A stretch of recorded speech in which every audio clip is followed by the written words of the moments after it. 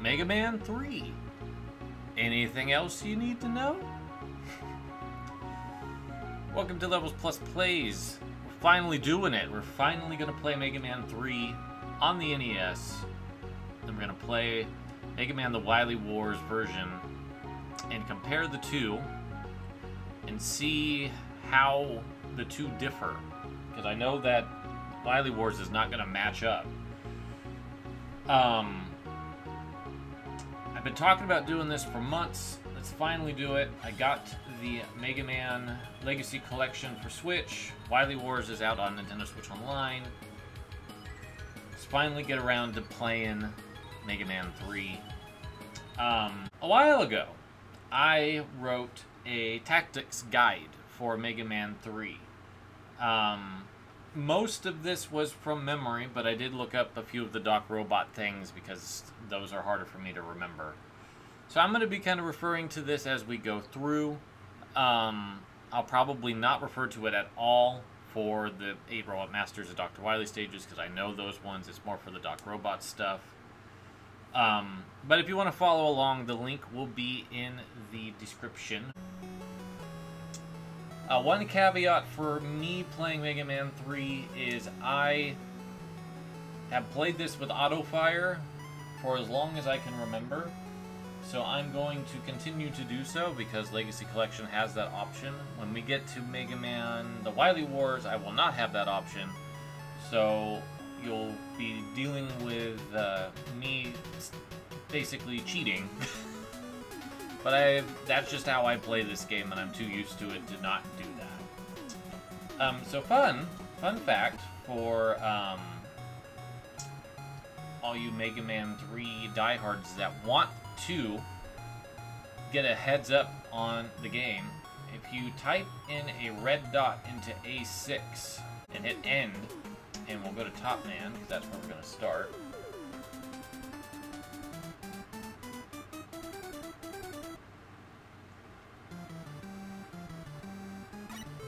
You'll have 9 E-Tanks. I learned that one very early on. So Top Man stage is where I always have started. I seem to recall even when I first played this game, I started with Top Man. I don't really know why. I just like inherently decided that this is the stage to start with. But that has been my tradition for quite some time. I can tell I have not played this in a while. Or have I played it on Switch. So it's just a little bit different, but I will get my Mega Man legs back under me soon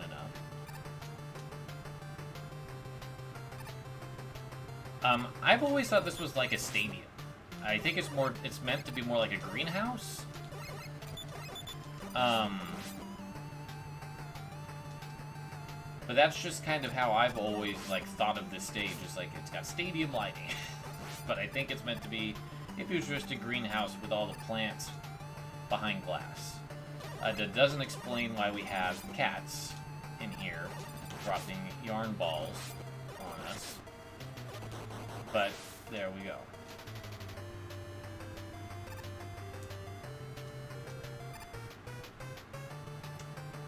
So, Mega Man 3 is my favorite Mega Man game. To this day, I like it more than 2 and X, which are also on my list. I think that it is probably just due to nostalgia bias, honestly. I just think that this is the best feeling game in the franchise. To me, even after playing 2 and X, it just feels the best. It is definitely not the smoothest of the Mega Man experiences. There are a lot of reasons for that. This game was rushed to get out the door, and unlike Mega Man 2, which was a side project while Capcom's staff was working on other official games, they worked on Mega Man 2 as a passion project and got it greenlit to actually come out.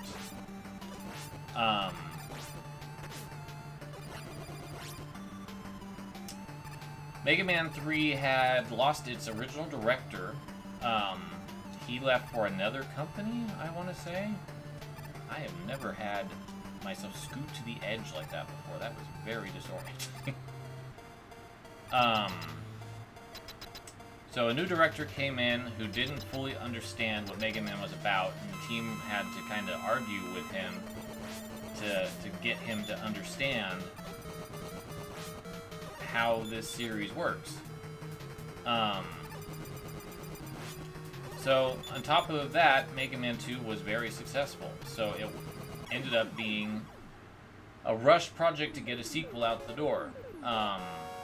So this game has some slowdown and flicker problems that the other games don't have as much. I almost wonder if the Legacy Collection amplifies that, because it seems more noticeable here than it does to my memory bank of this game.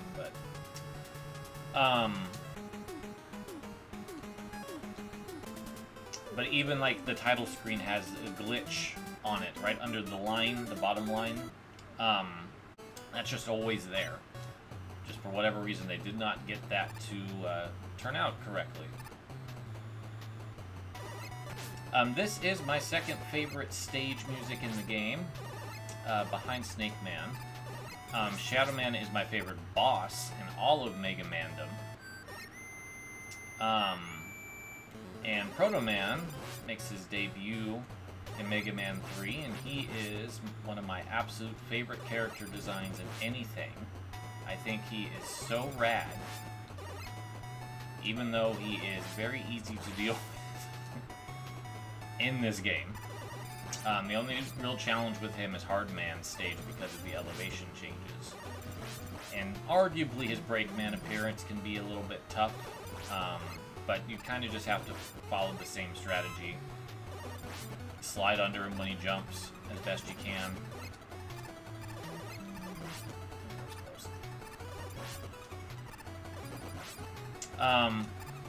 In terms of the stages, this is also one of my favorites in this game. It might actually be my favorite overall. I just really like it a lot. I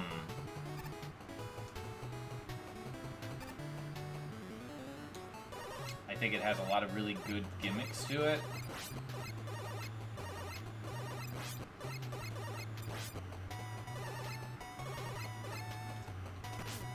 I was a second early on that jump.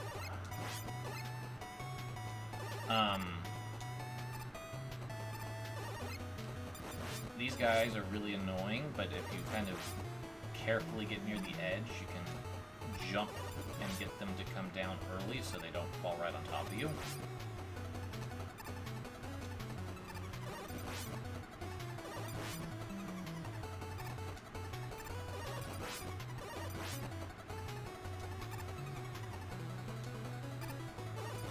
And this is actually one of the meaner tricks in the game, because they throw this rabbit right there. It's really hard to avoid getting hit by it. And again, I feel like there's just a few little things that feel different about Legacy Collection versus regular NES Mega Man 3. Shadow Man is a beast. He is one of the most terrifying robot masters in the history of Mega Man 3. You have to be really careful with the top spin because it will burn. As you can see on that one pip left, I was trying to be careful, but because I was getting hit at the same time that I actually struck him in that particular situation, it drained it all the way down, but thankfully it actually hit twice. Absolutely terrifying Robot Master. Probably the most intimidating one in the series, as far as I'm concerned. I really don't like fighting him without top spin. So, here's an interesting junction point for Mega Man 3, and this is a kind of another way that this game's rushed feeling shows. There is not a perfect 8 Robot Master cycle to go through in Mega Man 3. There is a weakness for everyone, but it doesn't go in order. So you could go to Magnet Man after getting Shadow Man Use the Shadow Blade on him, and it's just as effective as using the Spark Shock from Sparkman. Both of them do... You only need to hit 4 times. So you could go Magnet Man from here, and then to Hard Man. But then Hard Man's weakness, or Hard Man's weapon is Top Man's weakness. So that kind of breaks the whole cycle. Sparkman is weak to Shadow Blade, but then the Spark Shock is Mega Man, or Magnet Man's weakness. So you kind of have this odd junction point of Needle Man, Snake Man, Gemini Man, and then you have Top Man, Shadow Man, Spark Man, Magnet Man, Hard Man. Just an interesting thing that happened. We'll go ahead and do Sparkman first. I think he's actually one of the harder stages in terms of just precision. There is a possibility I could die here because I'm still getting used to the way that the Switch controls are mapped on here.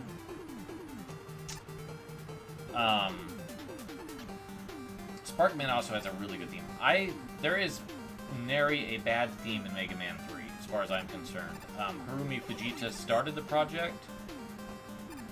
She composed Needleman's theme.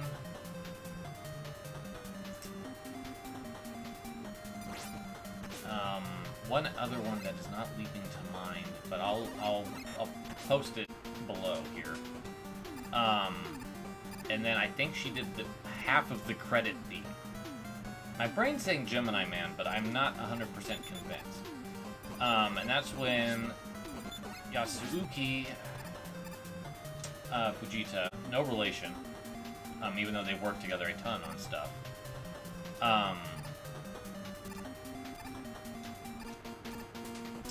took over and did the rest of the soundtrack after that point.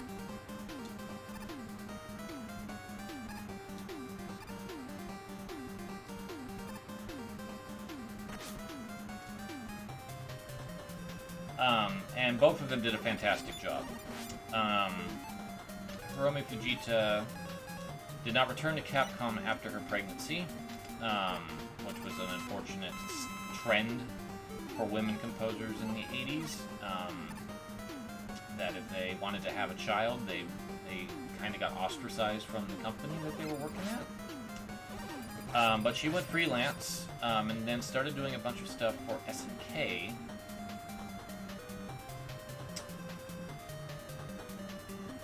If my memory serves me correct, as well as Video System.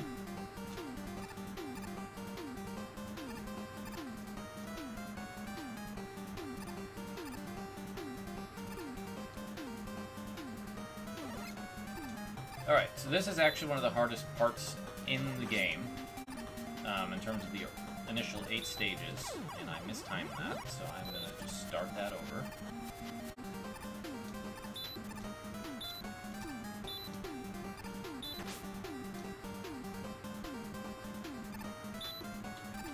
Alright, when I'm playing not under pressure, I can do that without getting hit. There's a part of me that is wondering, like, should I be playing this on the NES Mini? I mean, like, I'm so distracted right now, I'm trying to fight Sparkman with not his weakness.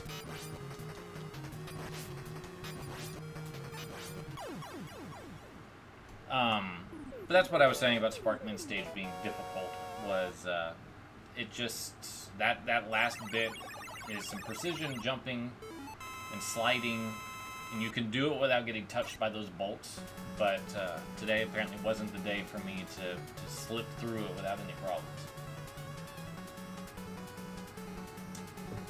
The Spark Shock is probably one of the least interesting weapons, only because of its limitations. Once you actually use it, and you hit an enemy with it, it will freeze them, which you think would be great. But you can't do anything else with it until the spark goes off. You can't even change weapons to go to your Mega Buster or anything like that. So you're just kind of stuck with a paralyzed enemy in front of you and not able to really do anything, especially if you are trying to platform around it.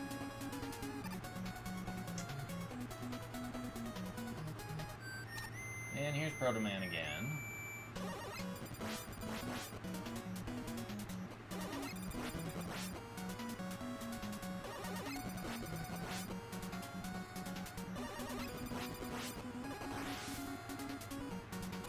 Mega Man stage is probably one of the easiest Kaizo block levels that are in the series.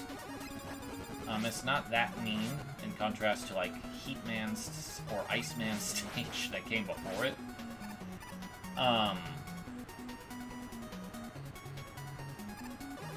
It doesn't really use these magnets, these vacuums, very much. I love the touch of the Dr. Wily batteries. And while I'm talking about Dr. Wily, let's just pause for a second. The story of this game is that after Mega Man 2, Dr. Wily renounces his evil ways and agrees to join up with Dr. Light to research how to make the ultimate peace robot Gamma. And so Mega Man has been sent to 8 worlds, they say, but everything is very grounded on Earth, to find energy crystals to build this robot. And then, of course, Dr. Wily turns on us at the end. And what I think is just really... That's the official Mega Man 3 manual story. I'm sure that Rockman 3 story is a little bit less far-fetched. But I just love the fact that we have Dr. Wily batteries just chilling in here. But it also has an R. So these are like Dr. Wright Wily, because in Japan it's Dr. Wright, not Light. So just kind of an interesting piece of background detail. Let's see if I can butcher the timing of this. Nope, okay.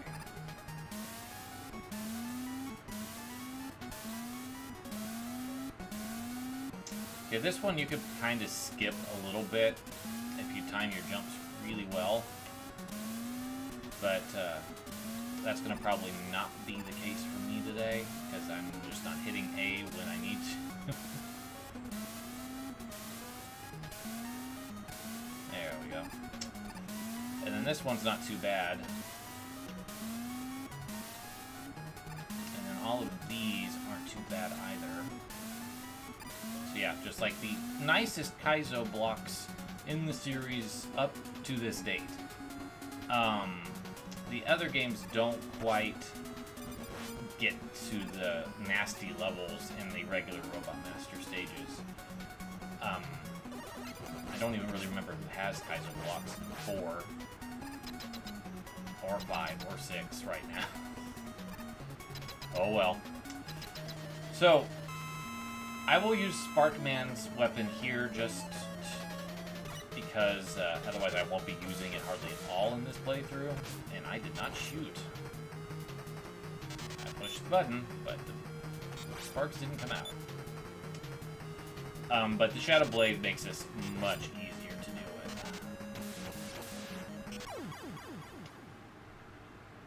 Because you can throw it up. So when we do the Robot Master redo later on, I will use the Shadow Blade.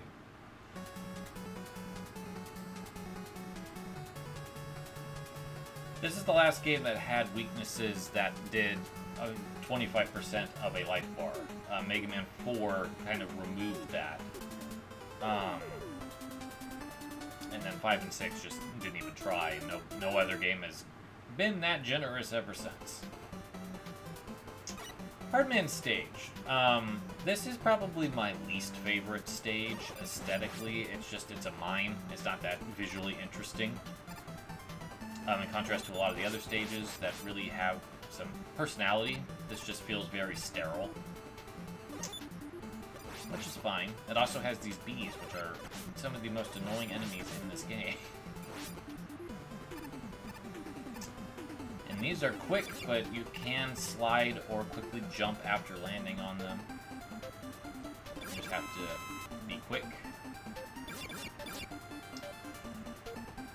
And this is the first mandatory use of the rush coil.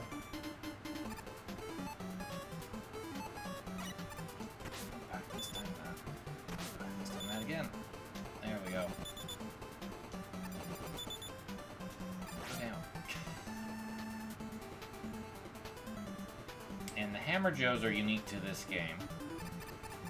There's usually a Joe of some kind in every Mega Man, but they've been Sniper Joes up to this one, and then they decided to mix it up a bit. Or apes. I guess they're apes in this game.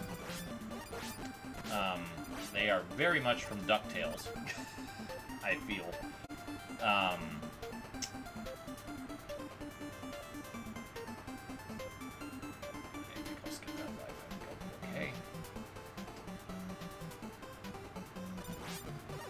This is like one of the few areas where the Spark Shot can be useful, because if it gets behind you, you can just stun it and then leave. And these make more sense here than they did in Top Man stage. I've always thought it was strange that they appear in Top Man stage.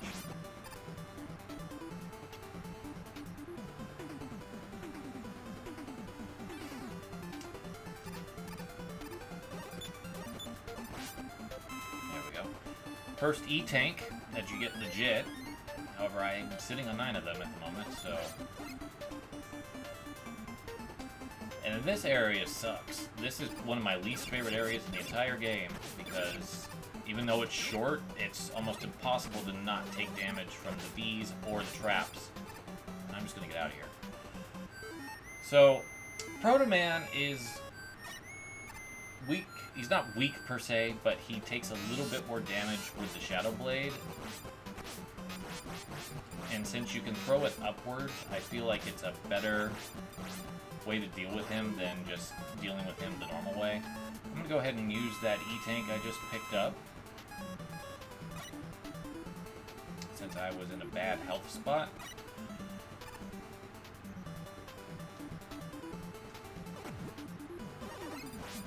Another good use of the Spark Shot is on this guy, because he won't be able to crush you. So, Hardman is one of the harder bosses in this game. I would probably rank him as 3rd hardest, because he's got a really tricky move to dodge. These fists come back at you. So it's kind of hard to dodge those and then not get hit by him going up and down. I'm glad that I didn't get hit by him directly, because he himself hits pretty hard. Ha ha ha. So now we're in the odd point of, well, I got through these 5 Robot Masters, but none of the Robot Masters remaining are weak to the 5 weapons that I have. So I usually go to Gemini Man, because the Shadow Blade is a decent backup. The Shadow Blade is probably the best robot weapon in the game. The top spin works really well on enemies. It doesn't drain like it does on Shadow Man, and it's really effective on quite a few Wily bosses. So I would argue that the top spin's probably number 2. And then Hard Knuckle is really helpful in later stages to break walls.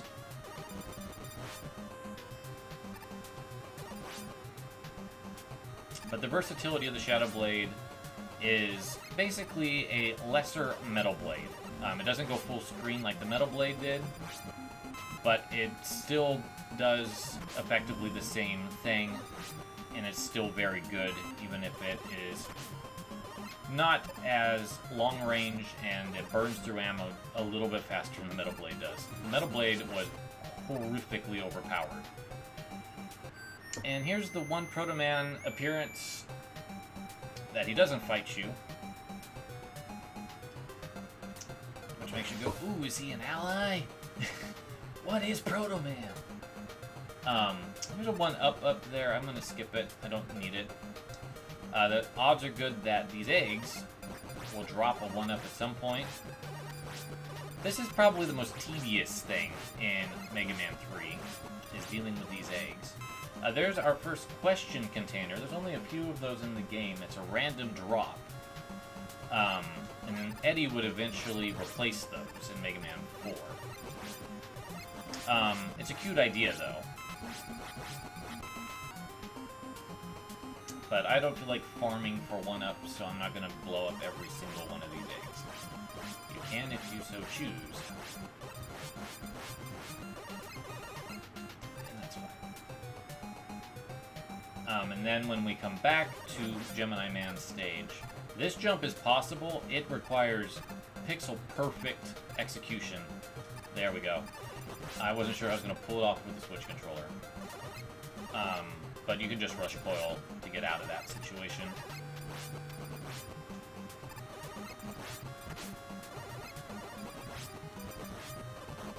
But there's a lot of opportunities to farm 1-ups in Gemini Man stage. Those penguins just keep shooting at little ones that drop power-ups if you want to just sit here and farm. Top Man also has a really good situation. I was doing that a little bit earlier when I was playing through that stage. So in Mega Man 3, we have the introduction of Rush, which I've kind of glossed over.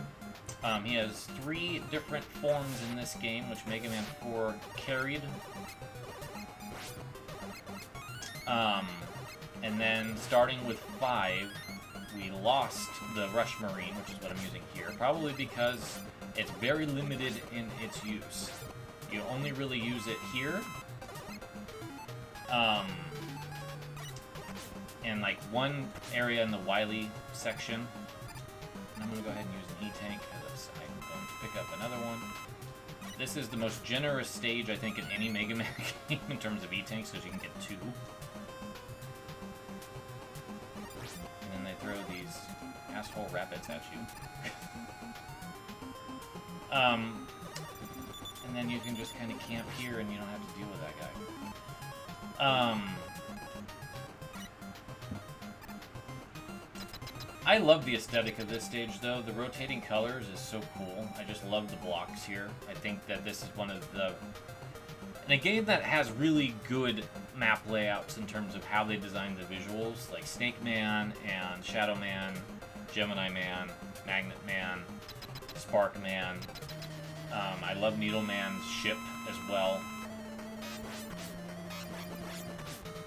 So Gemini Man attacks when you press the fire button, which is an interesting quirk of his. And I just kind of got bodied by him, so I'm going to rewind. I'll try that again, be a little bit cleaner about it. Because I had decent health when I started.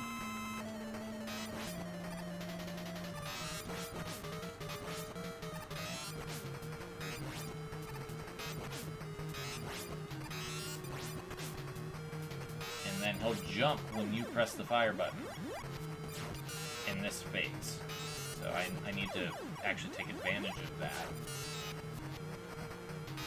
So I can slide under him, and then he'll occasionally fire a Gemini laser, which he just did. And I jumped into it. And then I forgot, I have to jump. I'm gonna force him to jump.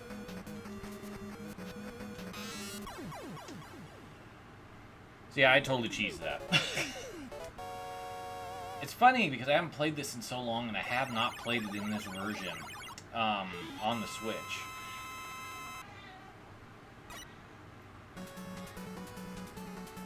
Bobby, I've been talking like this whole time. She apparently just woke up, needed to tell me about it. You're alright.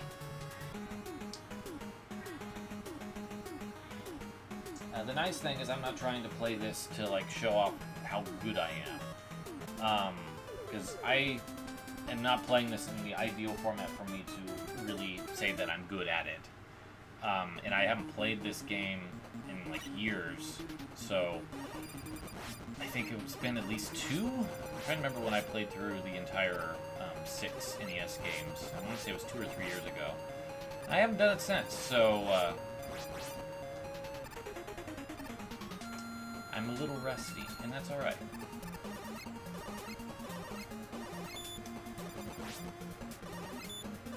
I really like the stage aesthetic for Needleman, as I said earlier, being like a pirate ship, or at least a carrier ship.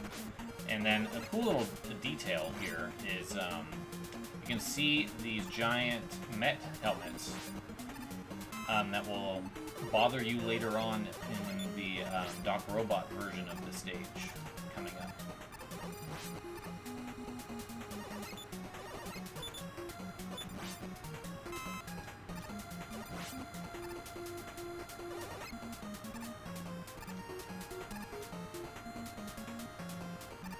These spikes will not kill you. I always thought they would. Needleman, oddly enough, for being a spike, the most spike thing in a Mega Man up to this point, he doesn't have any spikes in a conventional sense in his stage. They show up in the Doc Robot version.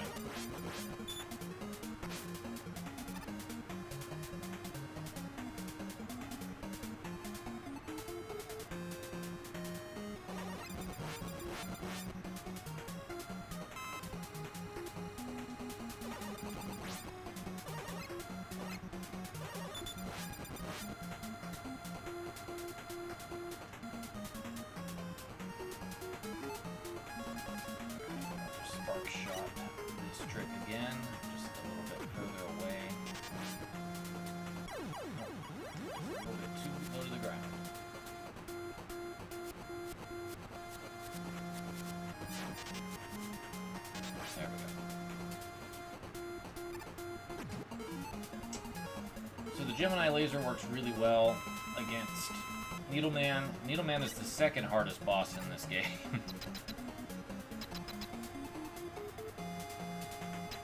If you try to fight him with the Mega Buster. He will wait until you attack before starting. And I think... Oh, I was just a little too early, but the bounce worked out great. I made it look easy. He's very, very fast. He doesn't look like he would be a very rapid Robot Master, but he absolutely is. So I would probably say, in terms of difficulty, Shadow Man with the Mega Buster is #1 by far. Then probably Gemini Man, or Needle Man, then Gemini Man, then Hard Man. And then the other 4 are pretty easy to deal with. The hard thing about Snake Man is that he's just, like, in the way. Because of his stage layout. This is my favorite stage and my favorite theme in Mega Man 3 in terms of a stage. My favorite song in Mega Man 3 is Proto Man's Whistle Concert, aka the first ending theme. And I also really like the third variant of the Dr. Wily stages. We kind of got a treasure trove of Dr. Wily themes.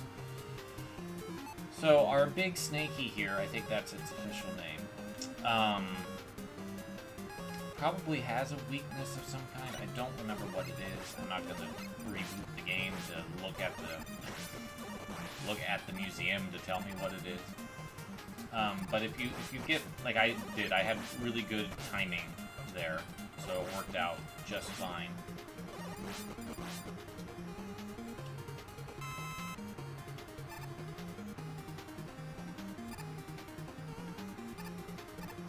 I just think having a stage full of coiled up snake parts is just kind of rad. I always thought this was a neat stage. Wow, that was just absolutely mean what the game just did to me. The Shadow Blade works pretty well against Hammer Joes, and since you have the opportunity to get under them, it's really effective in this stage. So this ladder will take you to 2 question blocks, so let's see what I get. I got an E-Tank, and some life.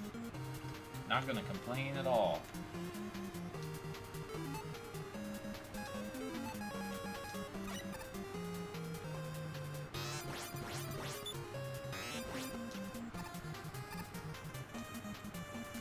I'm gonna try the Shadow Blade on the second big Snakey. When I was a kid, I actually, like, tested all of this stuff out. Yeah, that worked really well. Like, I grabbed every single possible Robot Master weapon and was like, would this work against this guy effectively? And I had really detailed strategy guide stuff that I made myself, and I wish I still had them. I don't really know what happened to them. So this part of the game is very glitchy. You can very easily get shoved off of these platforms if you don't jump. See, I glitched the right way. So I always recommend jumping before the cloud comes through the platform. Yeah, that's what it'll do to you. And the timing on that cloud was really bad, so that's why I hesitated, and I paid the price for it.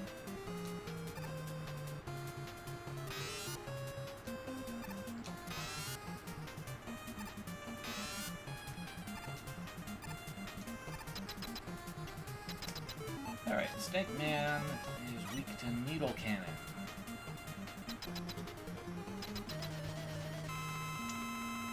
So Needle Cannon is basically a rapid-fire Mega Buster anyway. It just costs a meter to use. But it kind of takes Snake Man down really quick, because Snake Man's intimidation is the fact that he hits pretty hard when he runs into you. But if you can just kind of blast him faster than he can ram into you a few times, then you're usually good. So those are the 8 Robot Master stages. And for our first in a Mega Man title, we have a little distraction before we get to Dr. Wily. These are the hardest stages in the game. Not only is the platforming more difficult, the obstacles more difficult, and the enemy layout's more difficult, but you have to fight 2 Mega Man 2 bosses per stage.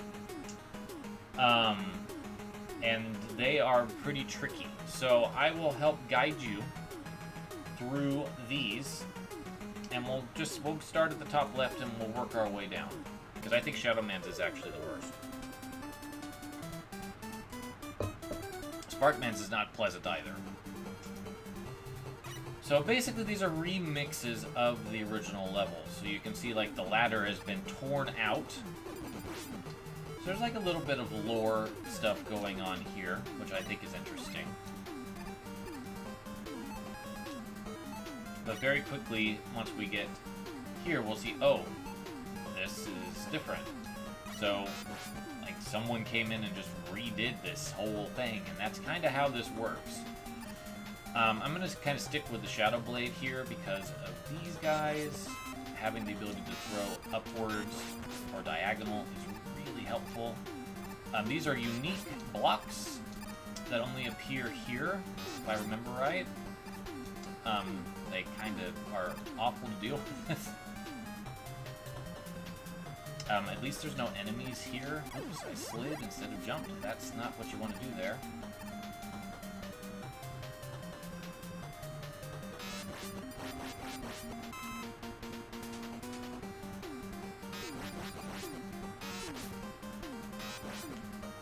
That would have been nice to get. Alright, so our first Robot Master is Airman. One of the worst in Mega Man. Actually, it's Metal Man, sorry. Airman's another stage. My apologies. He's actually one of the easier ones. He'll wait till you attack, but the magnet missiles work really well on him.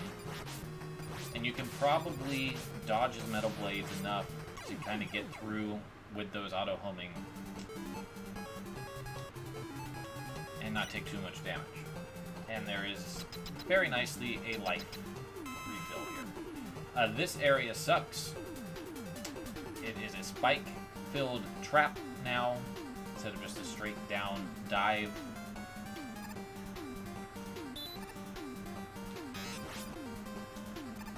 So these moved here a little bit later in the level, and now they have the bolts hanging out with them. The bolts aren't too bad, you just have to kind of wait, and they tend to show up at like really inconvenient places.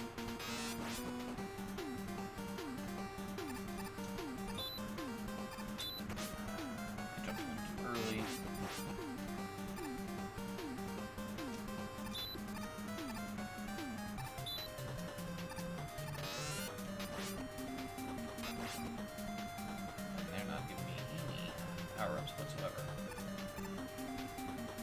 And you can just ignore that one.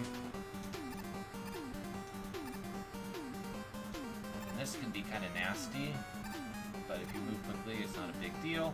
And I got rid of the entire spike pit thing, so it's not too bad. Quick Man is the second boss. He's one of the harder bosses in Mega Man 2, but oddly enough, he's a little bit easier here. We'll see if he makes me eat my words. You gotta hit him with 4 Gemini lasers.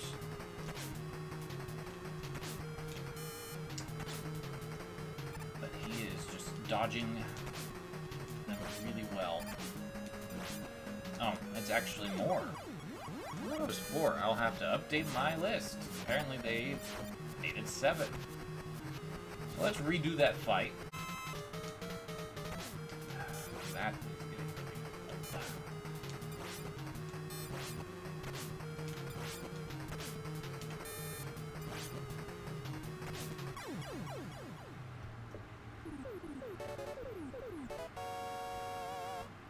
Well, I eked that one out.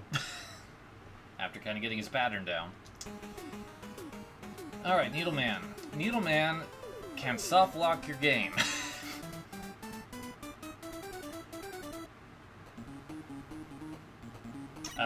These stages are neat. I don't hate them. Some people do.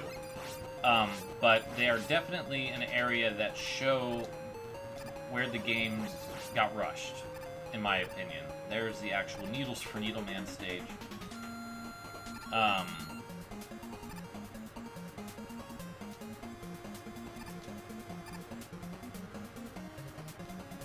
Okay, you can just stand on the edge.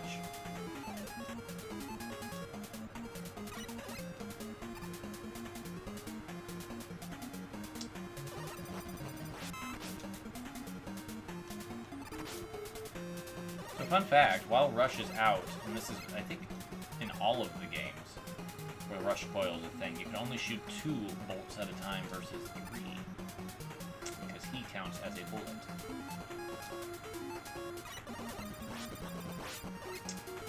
Now it's Airman. You could use the Magnet Missiles or the Spark Shock. I'm going to probably stick with Magnet Missiles, that's what I usually use. It's nice to have something that actually will home in on him.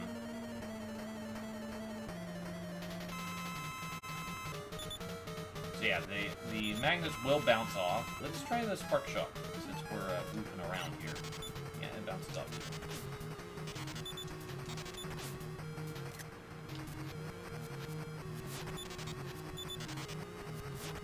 But it does about the same amount of damage.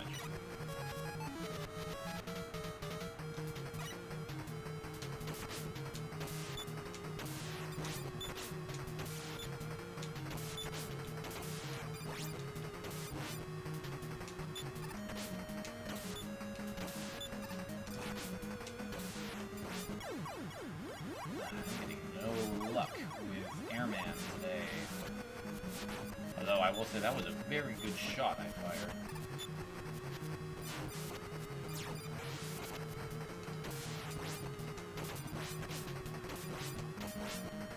There we go.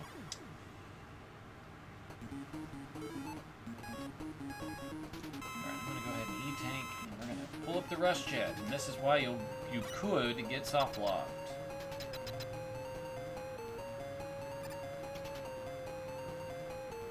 So this is a huge pit.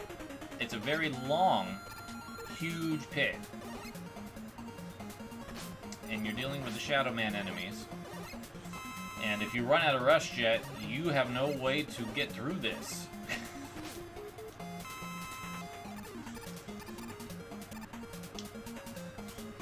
So you basically have to redo the entire stage.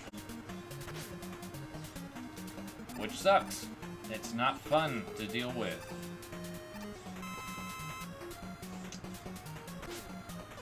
And all these enemies kind of hit hard too, so it's just... It's not pleasant, it's not fun. It's not a fun thing to have to deal with. That's also the checkpoint for the stage.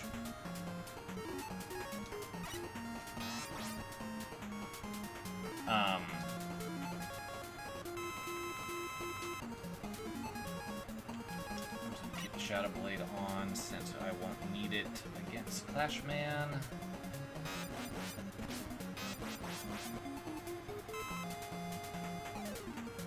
Yeah, there's that giant Met. I just took care of it really quickly. We have new Mets. Projectile Mets, or Propeller Mets, I should say.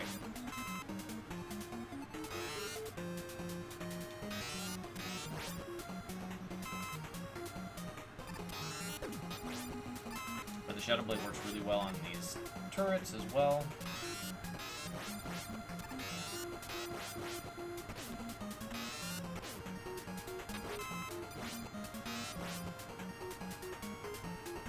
I'm just being extremely impatient. I could take this slower. Hard Knuckle works great on Clashman or Crashman. Depends on your region. I think Crashman's correct. Crashman will attack when you push the button, so it helps to kind of get a little bit of a heads up.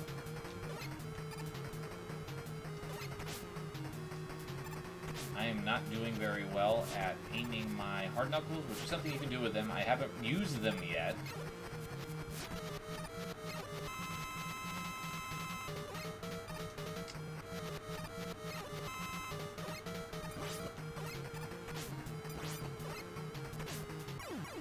There we go. Having to relearn all these patterns, especially with these ones.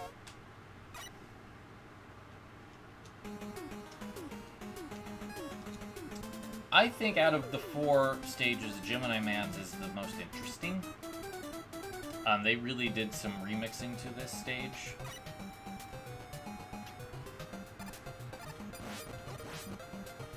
So those little beetles are the ones that we've been seeing crawling on ladders in Steak Man stage, and then Spark Man stage, in the Dog Robot version. But you don't see them running anywhere else. This is the only stage they do that. So it's just kind of a neat change.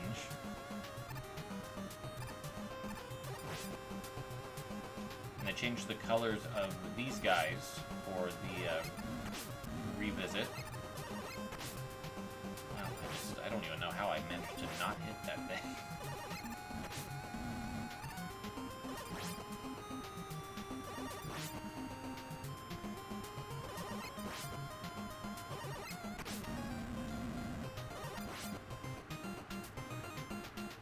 Alright, so if you hug the wall carefully on the right, you can get up here without wasting a rush jet or a rush coil. I'm not going to worry about it. There's a lot of question blocks here in this early part. You gotta be careful with the eggs here because there's actual spikes. So as long as I leave that middle row, I'll be good. I'm not caring about the question block. Yeah, this is like a great spot to farm 1-ups and replenish life. If you want to go through all of the tribulations of breaking all of these eggs.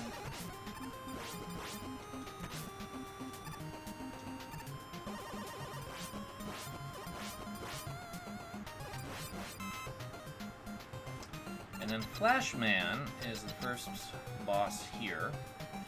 The needle cannon works really well, so we'll go with that.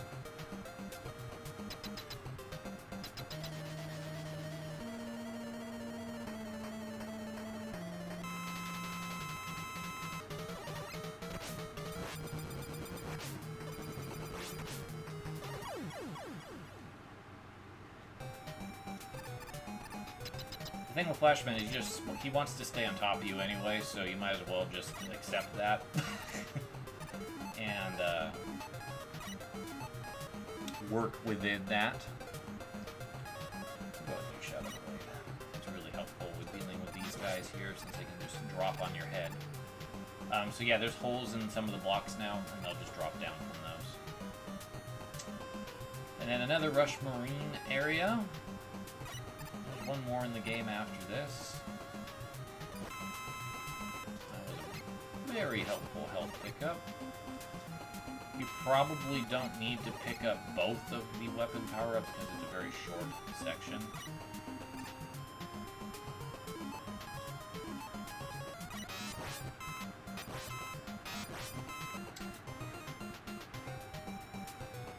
Bobby says hi again. Hi, Flavia.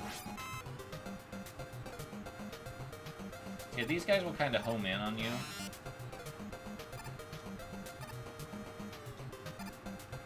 Kinda. I might have spoke too soon. They do seem to have an interest in going the direction you're going. But they're not too much of a threat. And then Bubble Man can be taken out with the Spark Shock or the Shadow Blade, so I'll just use the Shadow Blade for convenience's sake. And there are spikes up there, so this can be an instant death if you hit the jump button too hard.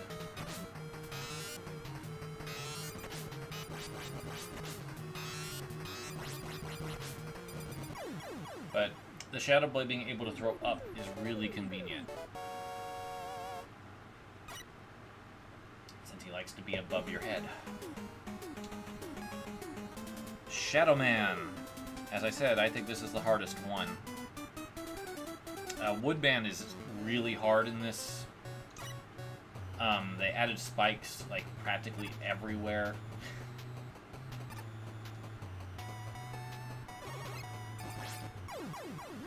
See, I have just walked just a touch too far to the left to try to dodge. This guy... But we do get to hear Shadow Man's theme one more time.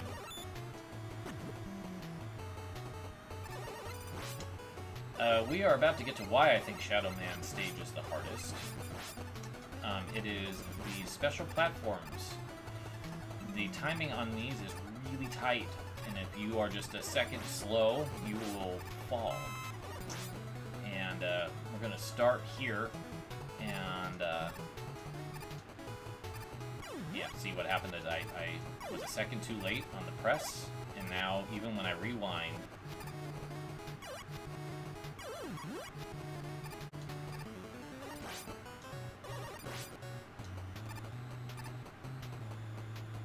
those platforms are not fun.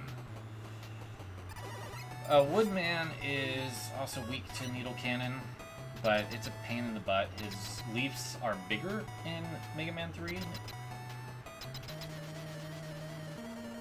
So it's really hard to dodge when he throws the leaf shield at you. It's like pixel perfect. So I'm just going to do my best to... I almost had it. Wow, that still killed me.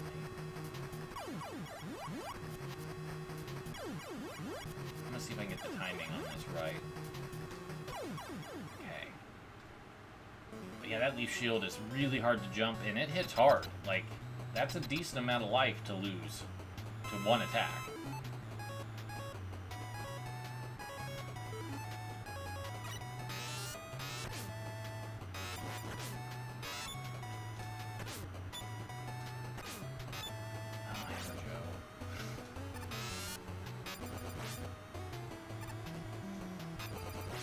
That's what you're supposed to do.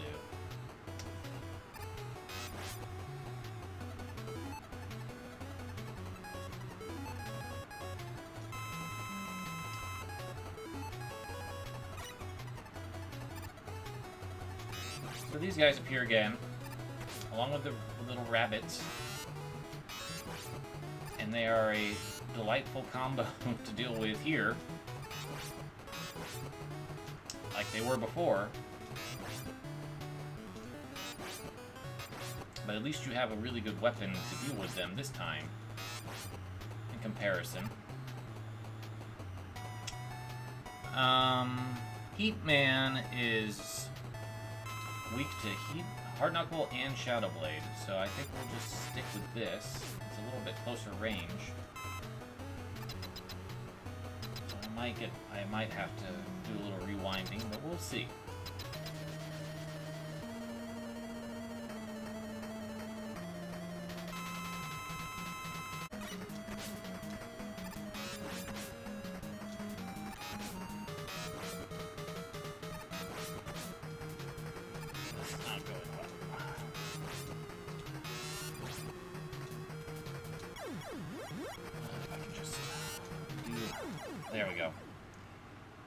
Sometimes it's literally just one attack being off. And once you realize what you need to do, there you go. Breakman is mysterious. It's Proto Man. But when I was younger, I used to think of Breakman as his own character. That was an evil version of Proto Man. Unlike his earlier appearances, he cannot take damage from any of your Robot Master weapons. So really the best strategy is to try to just kind of stay here on the edge and snag him when he jumps up.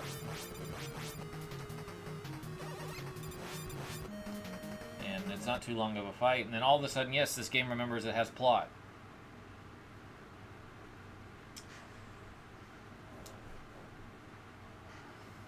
I will applaud Digital Eclipse for not messing with the localization. It still spells Wily wrong. I think it refers to Dr. Wright in the end credits. Out of all the Wily castles, this is probably my favorite. It's kind of breezy after all the Doc Robot stages.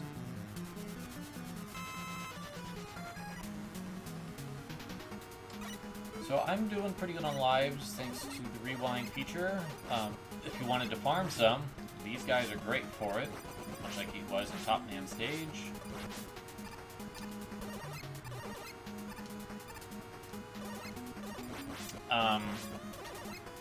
In case you have not played this, or the Mega Man series in general, you want to be a little bit more cautious with your weapon usage here, because it will not refill in between stages.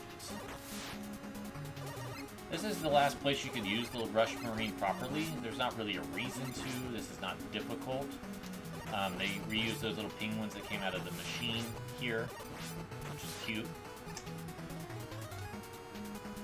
You can use the hard knuckles on those barriers to break them if you so wish.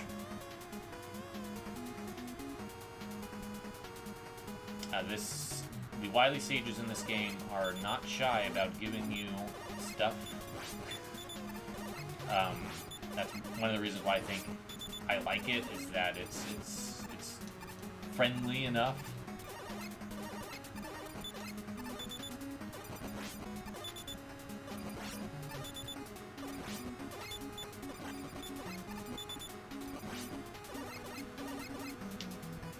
Got a nasty. Search Snake. We haven't seen Search Snake, really. No, doesn't work.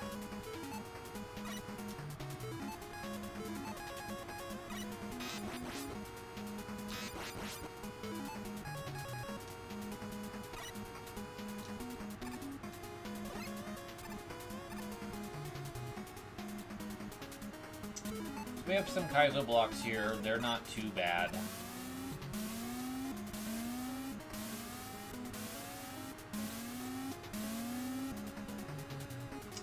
Wily's stage 1. You'll want the top spin here. I think it's the easiest way to deal with Kamagoro. This little machine is going to drop turtles, and all you have to do is spin into them, and you'll destroy them instantly. And I don't think there's any way that the turtles will actually drain your top spin. So it's a pretty safe use, and you don't use a whole lot of it.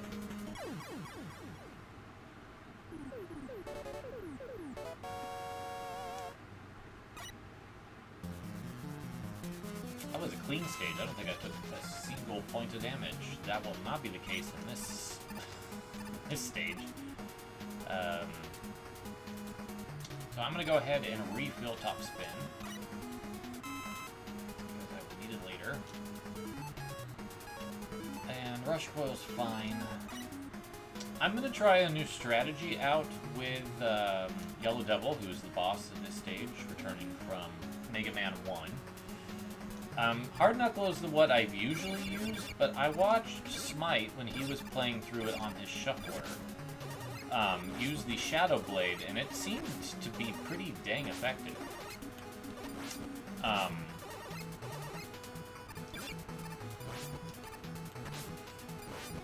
only there was a way to get back up easily. That would have been worth trying to damage boost through it.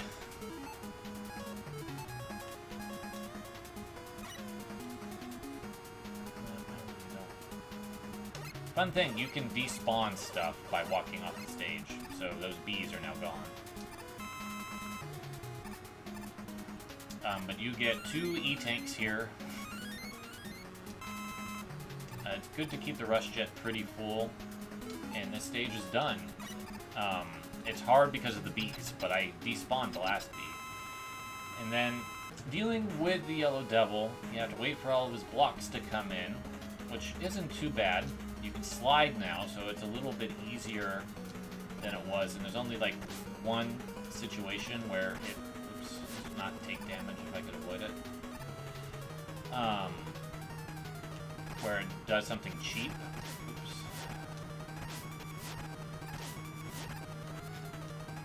It does 2 blocks in the same place, which is right here.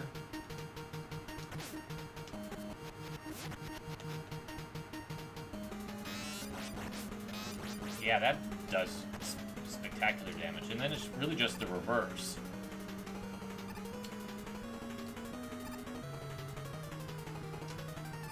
And you can actually see where the blocks are coming in. So that helps. Unfortunately, I've taken too much damage. So I'm going to go ahead and E-tank, because those are not rare here. And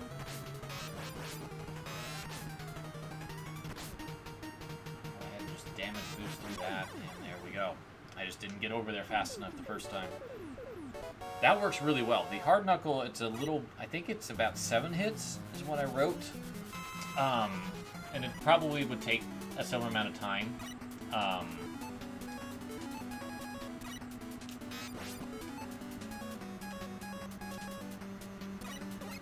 In terms of his movements, but I just wanted to try it out to see if I liked it, and I did. Shadow Blade is really important.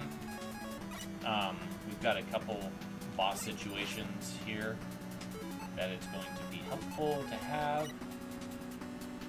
I'm going to go ahead, since it's infinite there, I'm just going to go ahead and knock. Oh, crap. Oh well. I don't feel like going back for it.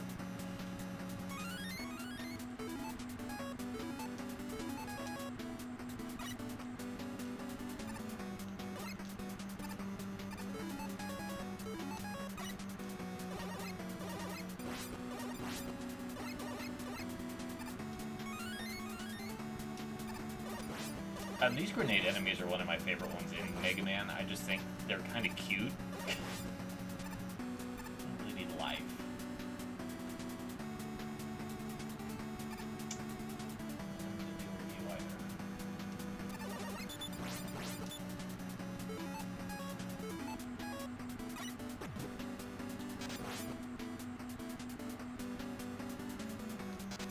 That was too early. Rewind, because it's going to probably be just about as long to wait. That's fine.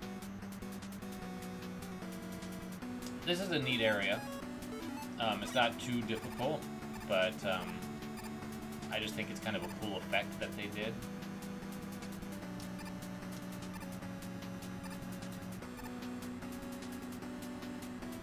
This is one of the areas that is actually different between the North American and the Japanese version,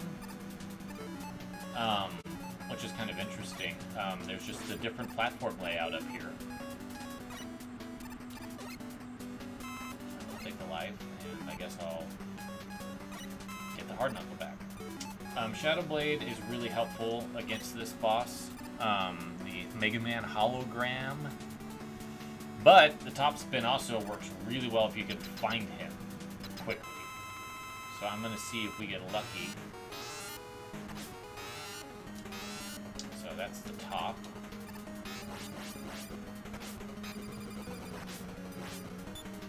But you can, if you get lucky, you can kind of spam him pretty quick.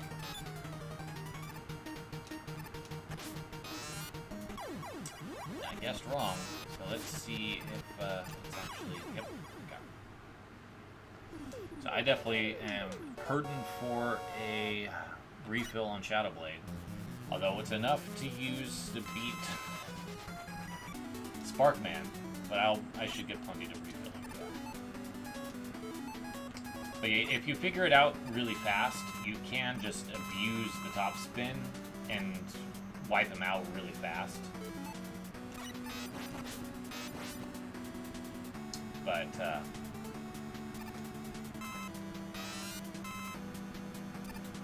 don't think I have anything else. Rush coil, but that's not really essential.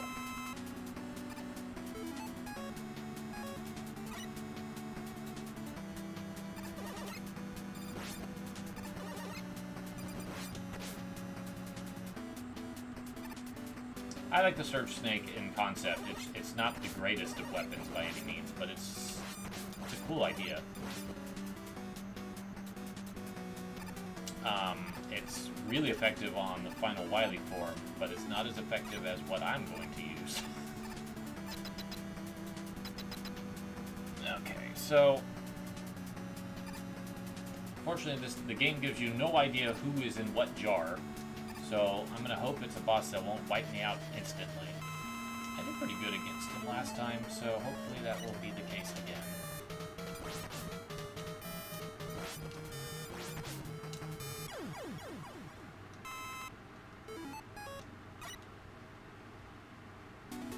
I hate for it to be Shadow Man. Right off the bat. Magnet Man I could probably mostly avoid.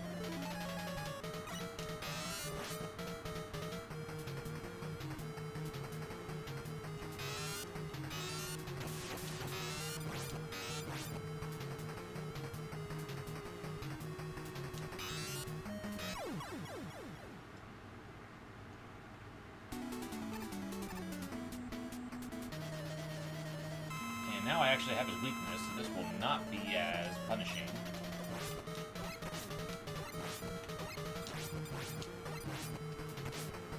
I have to remember that he jumps when I attack.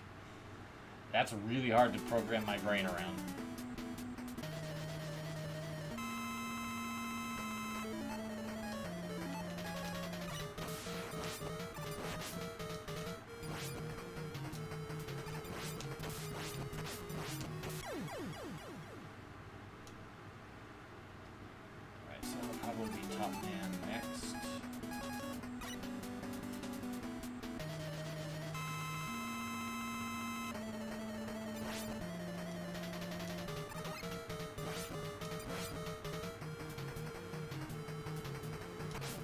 Second too early, but it's fine. Maybe it's not fine.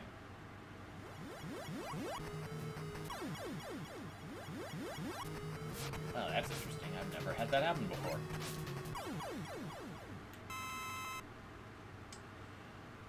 We're discovering all kinds of things today. I've had some very unique experiences.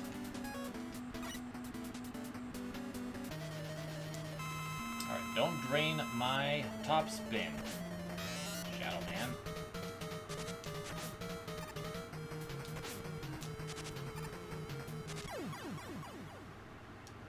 Thank you. I think when you have invincibility frames is when it does it.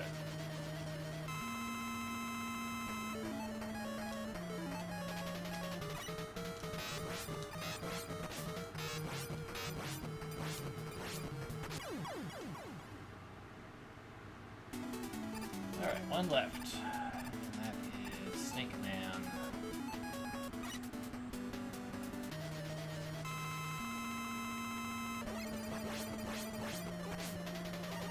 I actually fired snakes this time. You actually get to see all of Snake Man's moveset.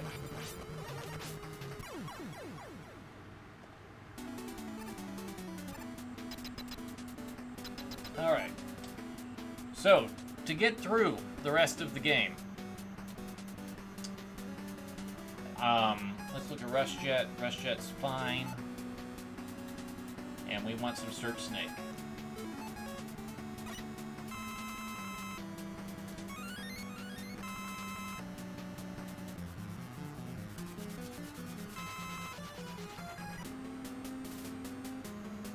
Surge Snake is really your best friend in the end if you run out of top spin. So that's full. Rush Jet's good. Let's fill up top spin and hard knuckle. Oops. I apparently used an energy tank when I had full health. I guess since it's here, I will fill up Rush Jet.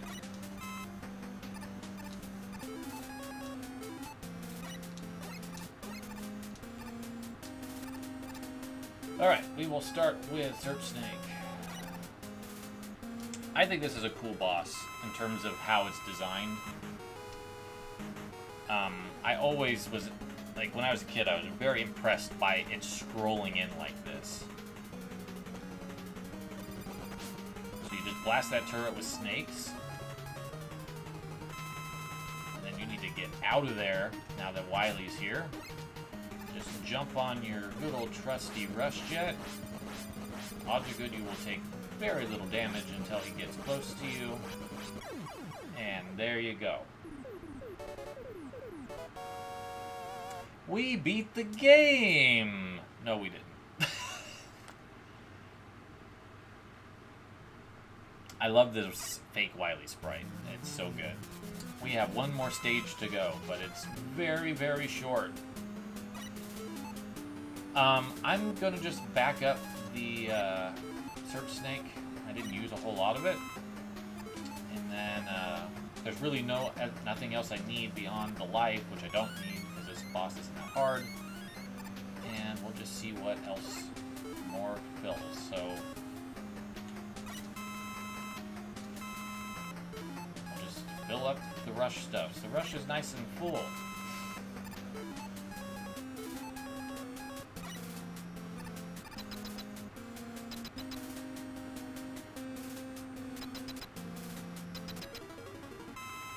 So what I recommend,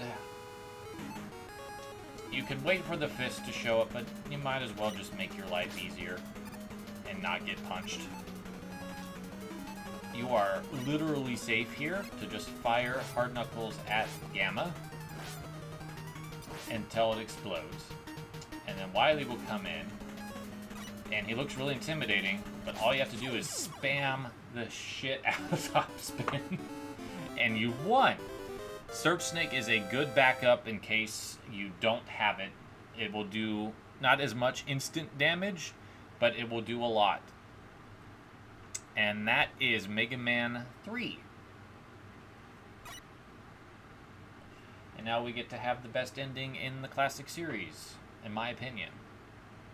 Mainly for the music.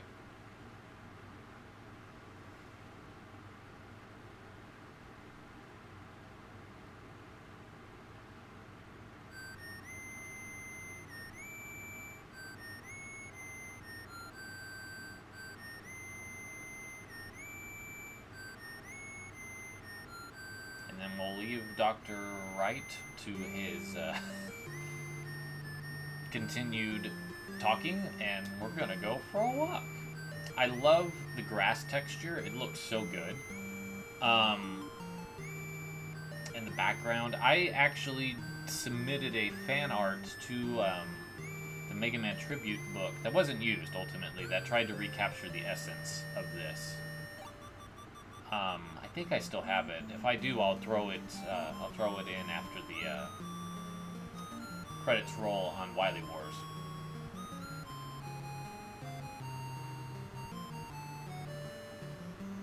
Yeah, Roll didn't appear in Mega Man 2, so this was her return to the series by having her face.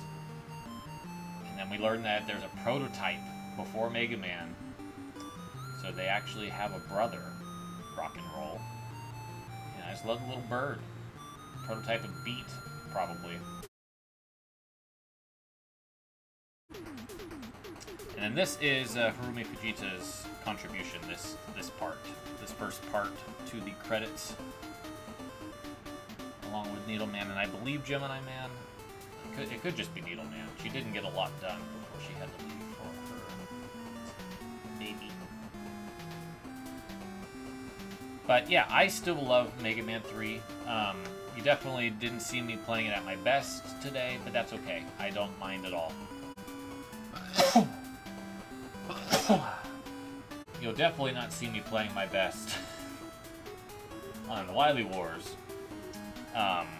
which has been spliced in between, so we'll see how that all ends up. That's going to be the fun thing, is that I'll be rolling the credits to this, and then rolling the credits to Wily Wars. But considering the very troubled development this game had with the new director, rushed development time, and it's showing quite a bit in the final product in terms of the screen flickering and glitches and stuff like that, I still love this game the most. It's still like super high up on my favorite NES games, right behind Bionic Commando, favorite Capcom games, again, behind Bionic Commando. This game is just perfect, despite all of its tribulations. I love it so much.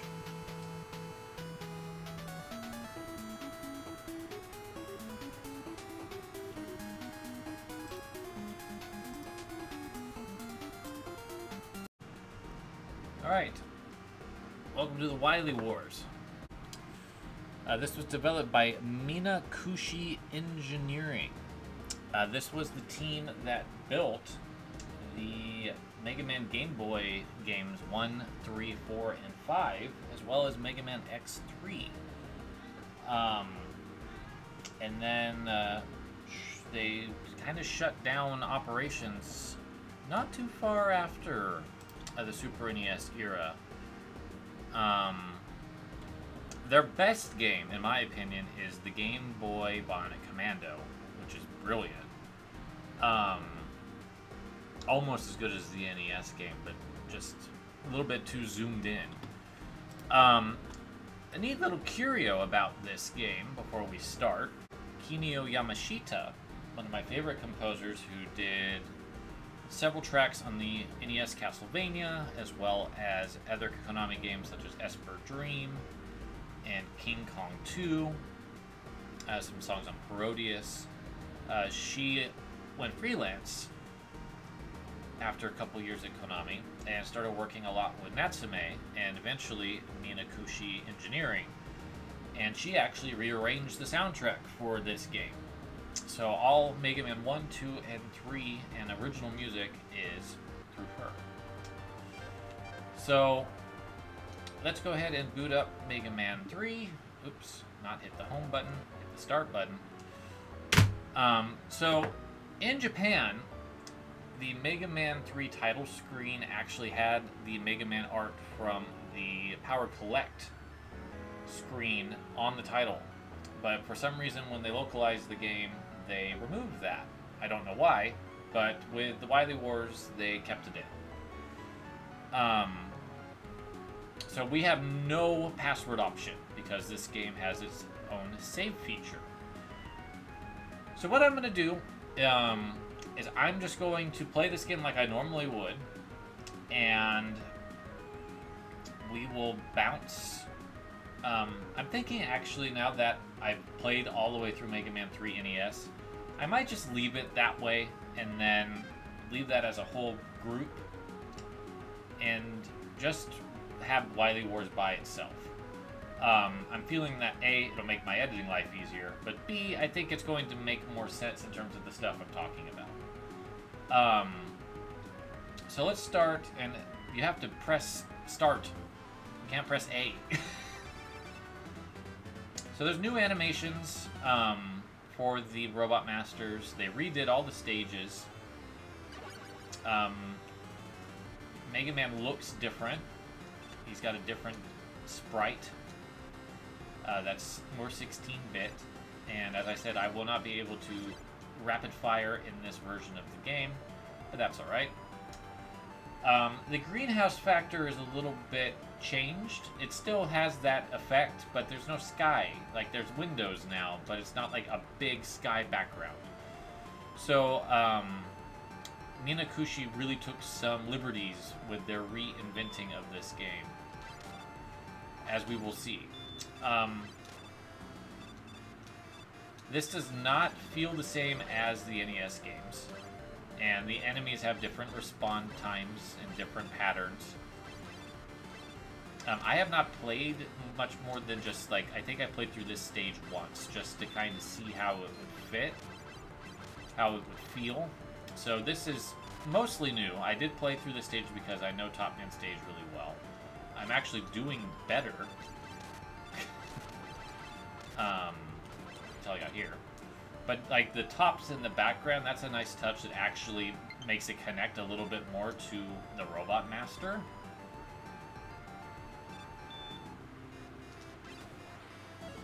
My controller apparently has a low battery, so I'm going to go ahead and plug that in. I won't have that problem anymore. You can still slide there to avoid.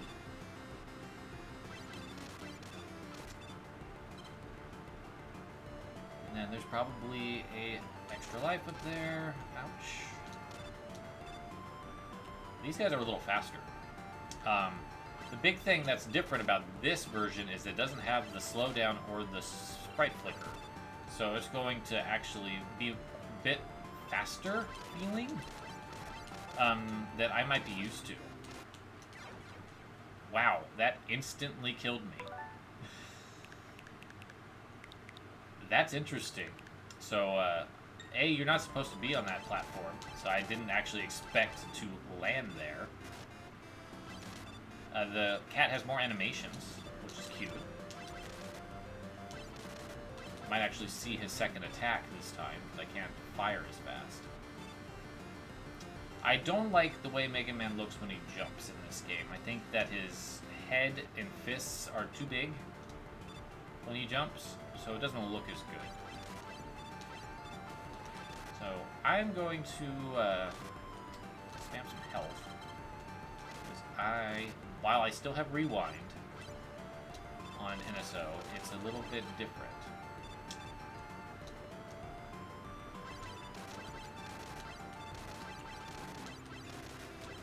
Wow, I defeated that cat like way faster than I expected to. But these guys, whoa, like that's very different.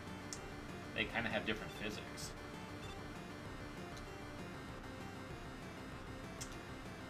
This is a great spot to farm 1-ups, or if you're coming here a little bit later, to possibly farm power-ups if you need health or we're using some of your Robot Master weapons.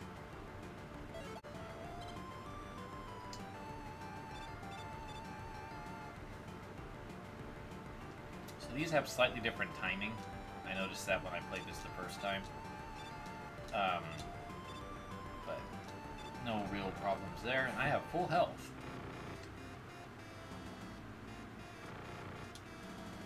Top Man will be a little bit slower because I won't be able to rapid fire as much. He's got very distinct blue eyes, and his top spin attack goes differently, so sliding under it is not working as well. And something about Top Man with this particular attack is that it used to go fast on the first spin, but it doesn't here.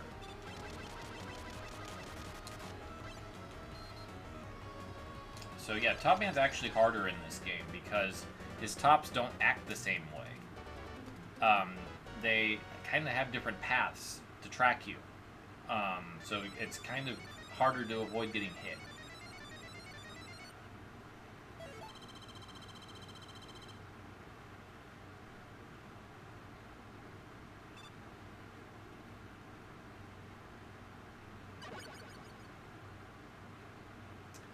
So Top Man stage isn't too drastically different, but there are some physics things that are different that makes it a little bit harder, I would argue.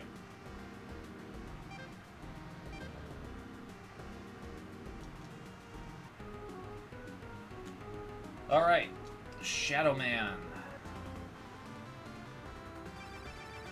His red eyes are really emphasized in this game. So this looks pretty similar to how it did on the NES. You can just slide under there and avoid him altogether. course, I shoot the one that's not right in front of me.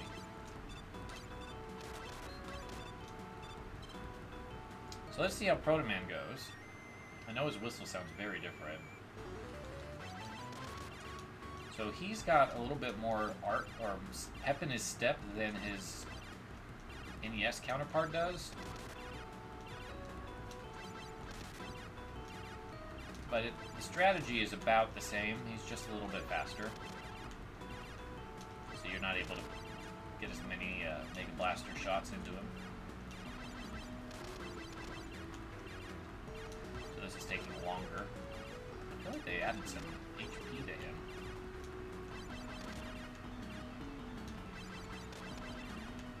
They must have, because this is taking way longer than it normally does.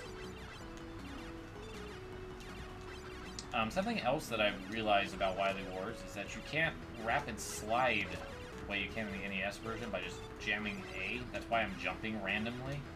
It's because I'm used to the physics of that game. There we go. That took a lot longer. There was some explosion marks left behind, which is a nice touch.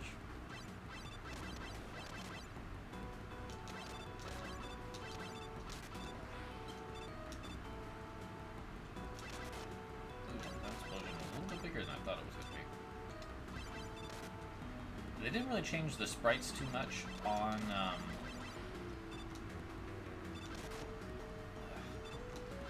the grenades, or up there, the light bulbs. I forget what they call them. And ambush from behind. That's nice. That's interesting. I found a respawn spot that I can't quite replicate.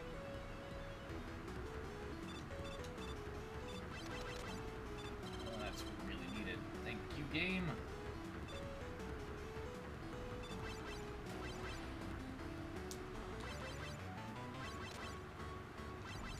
I like the redesign of this stage. I think the colors work really well. The respawn points in this stage are interesting. One of the rabbits respawned over there. And now we got windows showing like water heaters or reactors in the background. That's really neat. Yeah, kind of the same strategy as before, just jumping over or getting close to the edge and dealing with these guys slowly. I'm expecting the rabbits to be here, but they're not.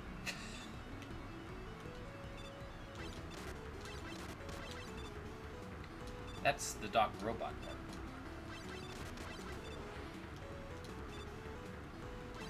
This one, which has a slower reaction time, so it's actually able to get it before it even jumped. And then I despawned that, and didn't get hit by the mosquito, thankfully. Alright, let's see if top spin works the same in this game as it does in the NES version. Oh, he's slower. Wow. They nerfed my boy. I didn't even lose any top spin.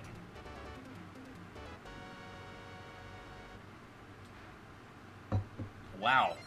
Shadow Man is a joke in this game.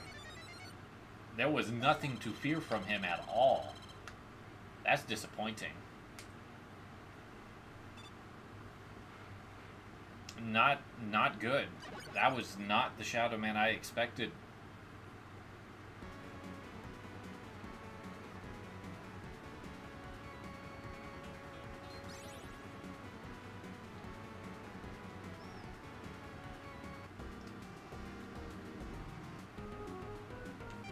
Alright, we'll go to Sparkman. Follow the same order that I did in the NES version.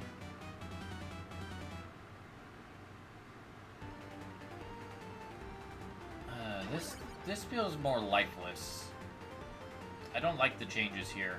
The thing that I really liked about Sparkman stage is the running lights that it has on the edge. And here, these are very dull, and the color choice is very muted. So, yeah, Shadow Man was an improvement. This is a downgrade. Wow, those guys move way faster. Whoa. Like, way faster. This is actually very interesting, playing this right afterwards. I don't feel like being patient. Do I actually have to hit start? And there's an interesting glitch in this where they have Rush be blue.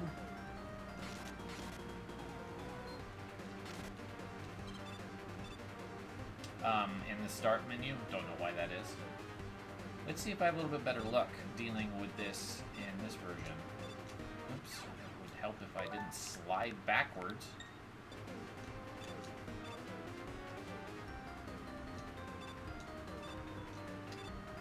You know, I wonder if the sprite color changed for the electricity.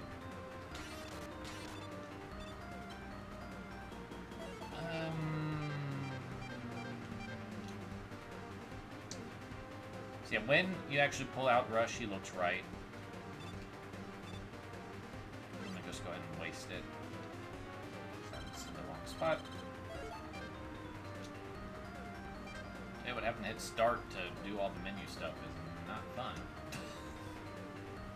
I much prefer hitting A.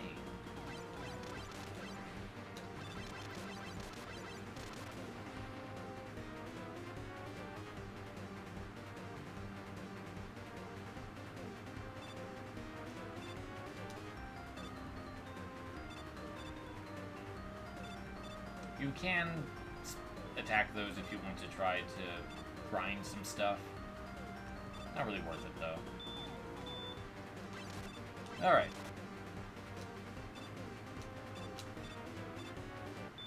Okay, I didn't necessarily expect to walk that and make it. But you can't slide anymore. So I guess walking is the most sensible thing to do. Don't walk too far off the edge. There we go. I didn't get hit by a bolt this time, at least.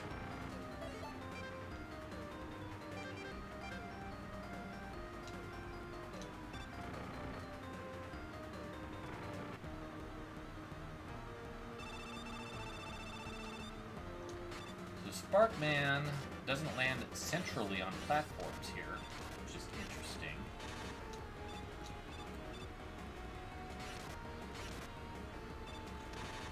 His iframes are a touch longer, too.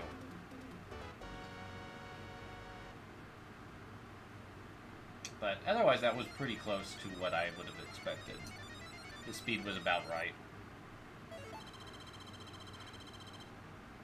Just not being centralized on the platform just makes it a little bit harder for you to figure out where you're going to be.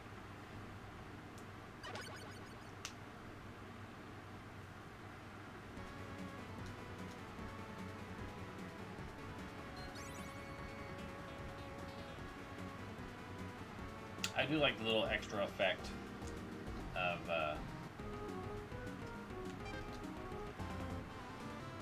the flash on Mega Man. Alright, Magnet Man. Oh, there's a little bit more texture to the hills in the background. That's nice. Wow, that I think actually stopped me cold. Yeah, so there's a little bit more pull on the magnets here than in the original game. And usually you can ride that to just get up to this platform, but not in this game. Alright, I'm going to use Shadow Blade because I don't want this to take as long as it did last time.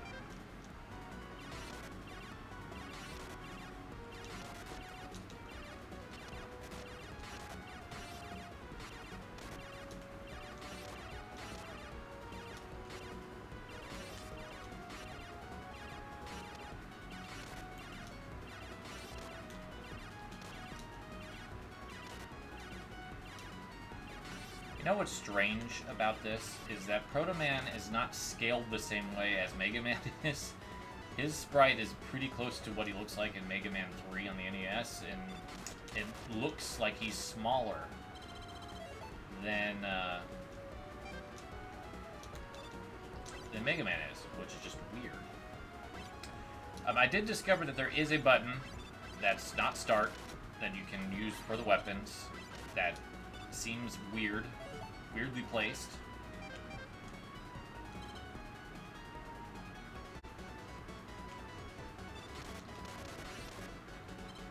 There's also a delay on the Shadow Blade. You can't throw it as quickly when it disappears.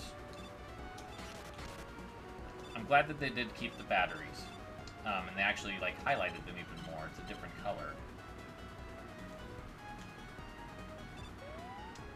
So let's see how the Kaizo blocks are. So normally you can glitch a little bit into this block, which you can still do. Okay, it's just a little faster, I think, than my instinct was ready for. And then here, we'll do it the way that you're supposed to. That has a much more pull here. It's going to be harder for me to kind of cheap it.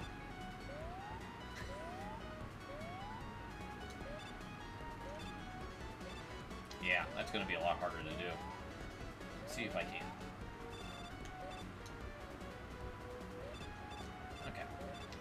And that. These start on their own patterns, too. So you can't necessarily walk in and expect it to be where it needs to be. So those are quite different. I don't think I like it.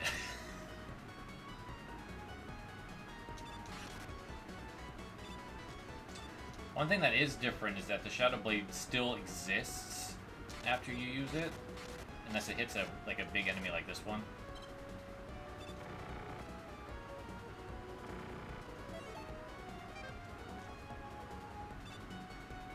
Wow, that orange is something else. We'll see how Spark Shock works. Like I said, I'm trying to follow the same path. Oh my goodness, Magnet Man is so slow. He, like, any hint of intimidation is gone with him. Wow. Much like Shadow Man. Like, I'm concerned what Needle Man's gonna be like, or Gemini Man, because those two are also pretty quick, but that is agonizingly slow. It almost trivializes that fight. That would have been an easy one to start with the Mega Buster, because he just moves so slow.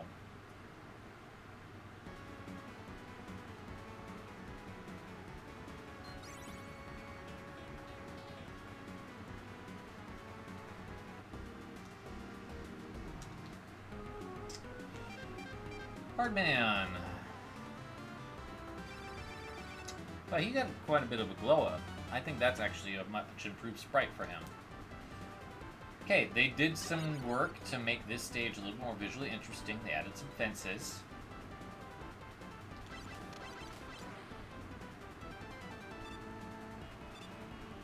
The bees seem to be a little bit easier to deal with. They're slower.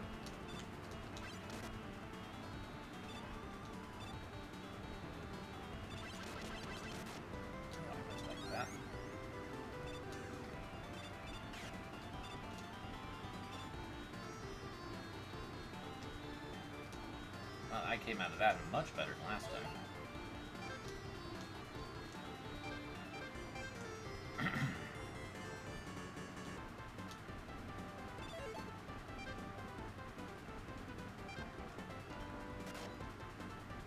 Wow.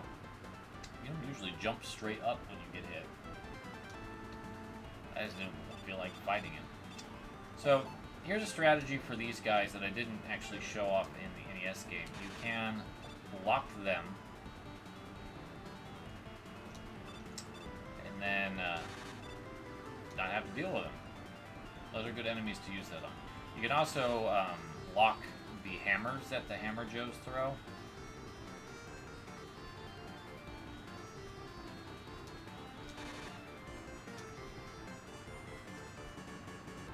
That's one of the better uses of the Spark Shock, in my opinion, is in this stage. You just can't do much else while it's out on the field.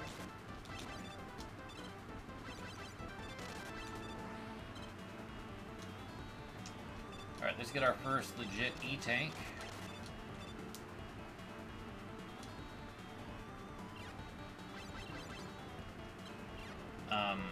Those bees seemed a lot easier, so I think this section... Ooh, they changed the time of day. That's a nice... This is a stage that's better in terms of the visual aesthetics. That is much faster. Holy crap. Those came out super fast. I was not anticipating that. Alright, time for the roughest Proto-Man fight in the game. Because he's just gonna land on my head.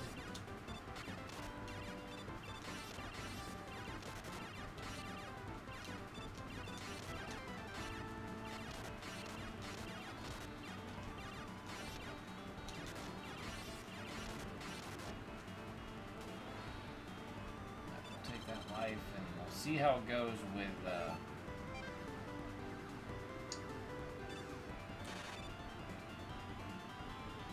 Hardman.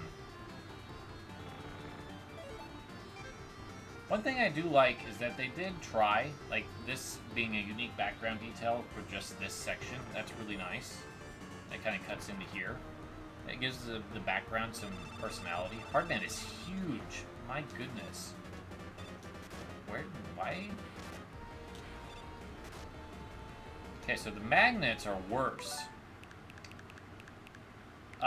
That first one didn't connect because it went after one of his fists.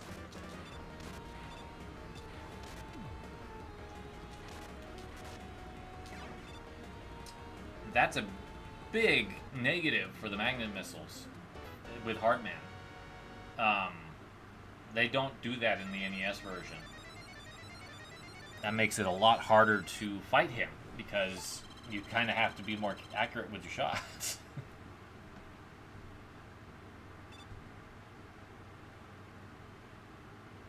Alright, well that ends that cycle.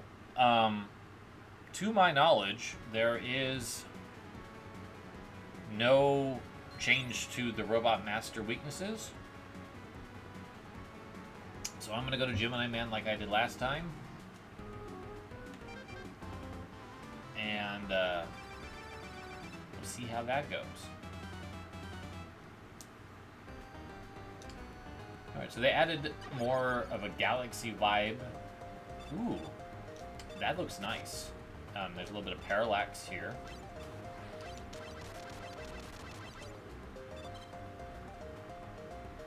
These enemies are dropping things a little bit faster.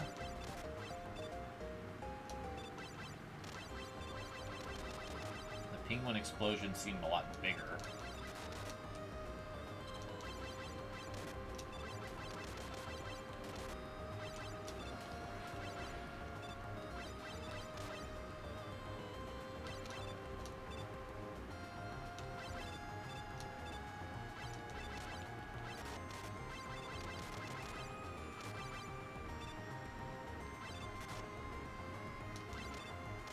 The penguins also seem to be taking a little bit more damage, too.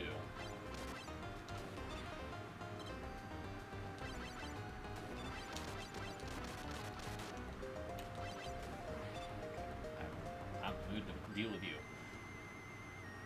However, as nice as this part looks, I think they messed up the bottom here. Yeah, they changed how these blocks look, and they look bad. They look really bad. This teal color, as much as I love teal, is not a good, like, dominant color in here with the different colors. I think it's very gaudy.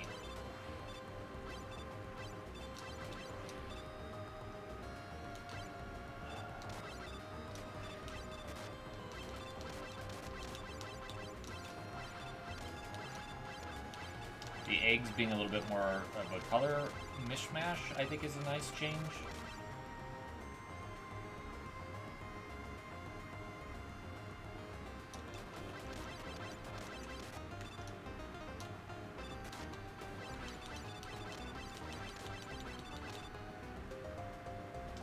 But yeah, this is definitely a downgrade. It is not as pretty, and they actually made it easier to shoot that particular jump point. Normally you have to do that with Rush.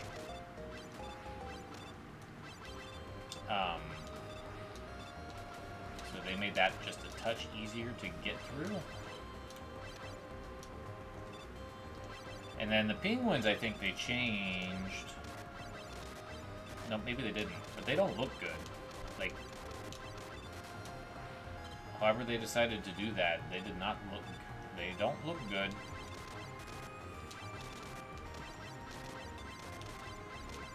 In contrast to the original ones, like the color palette choices are just not nice.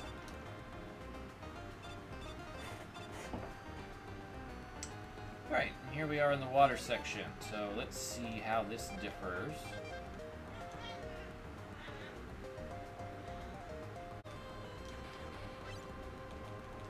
You can only shoot one at a time. That is a huge downgrade. That's going to make this absolutely agonizing to... What? And you jump out of the rush? You jump out. You jump out. Why? That's not a friendly change. That's the type of change I expect from this company, actually. I've watched... Yeah, that's cruel. That's not how that's supposed to work. Oops. I guess I'll just take that hit. So yeah, the Rush Marine is infinitely worse in this game, and I am in a bad spot. At least I got a little bit of health out of it.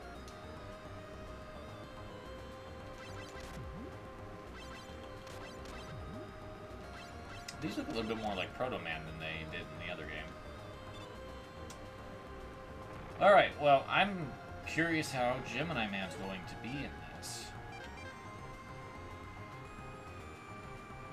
Because all the other bosses have lost speed.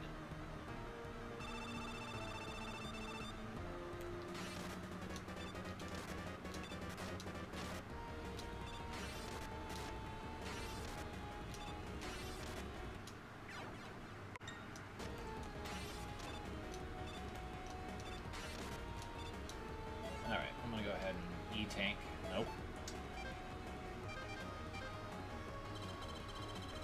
I would like to get through this fight and not rewind it constantly. So he's actually faster now than he was earlier. And he's actually doing more damage now than he was earlier, which is interesting. And my slide canceled. That's another thing that this game's doing.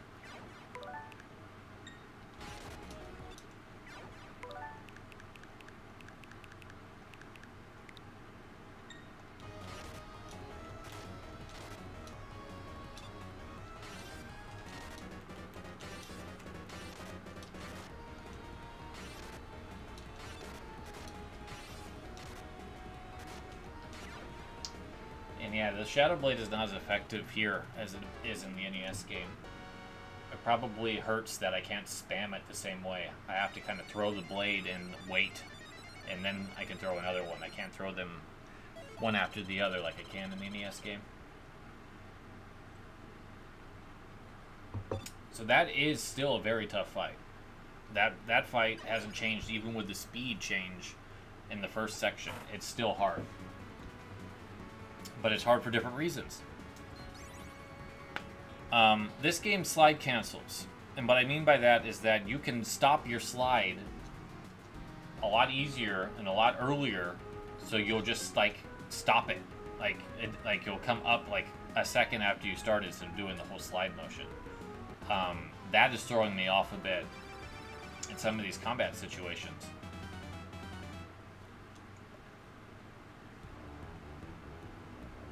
So this looks pretty similar to what the NES game had, just a little bit more stuff going on in the background.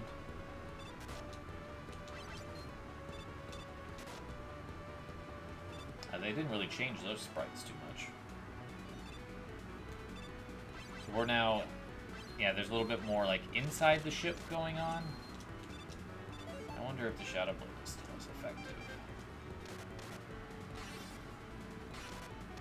It is.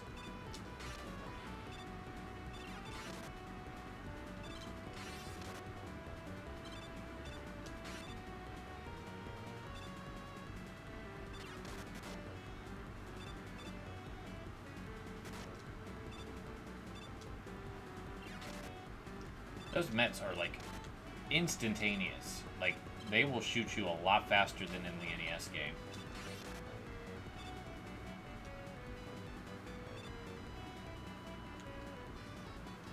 These seem slower.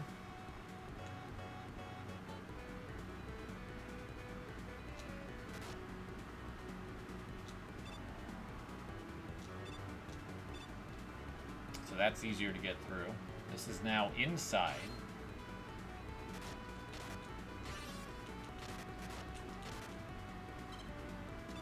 I will take that E-tank this time.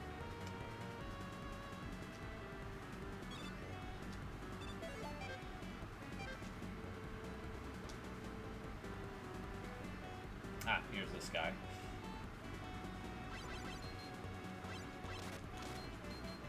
I'm glad to see this strategy still works.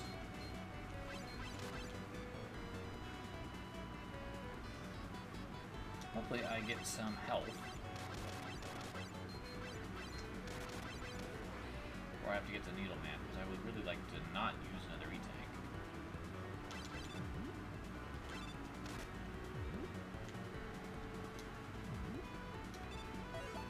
I wasn't sure if I was going to pull that off, but I did. Well, we'll see. I got pretty lucky with Needle Man, and speed doesn't seem to be a thing. This game is handling very well. So we'll see. So Needleman doesn't wait for you to attack this time. The Gemini Laser also does not stick around as long.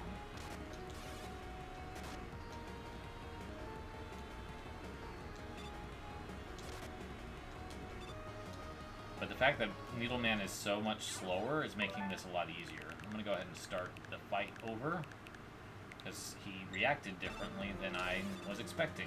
I was expecting him to just stand there for a second, like he normally does.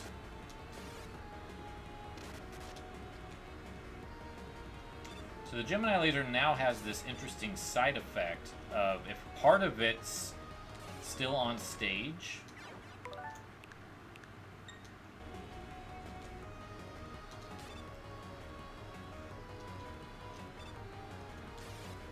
like if I only nip Needleman with it,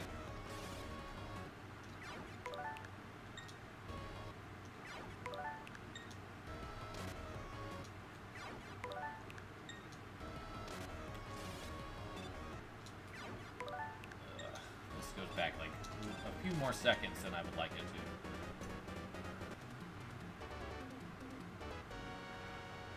to. What I was trying to say is that the Gemini Laser, if it nicks Needleman, not the whole laser, part of it still bounces around. That is a negative change for that weapon, because you can't shoot another one while it's on screen.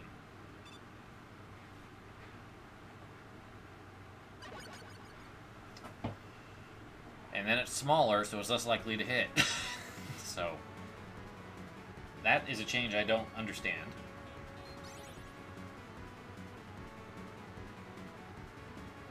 But at least nothing has changed in terms of the amounts. Snake Man stage has seen quite a few changes aesthetically, and I don't like them, if I remember right. Like this background becoming a castle. This was not necessary. I think just having the dank the dank snake pit was all this stage needed. It didn't need to suddenly become a castle with snakes.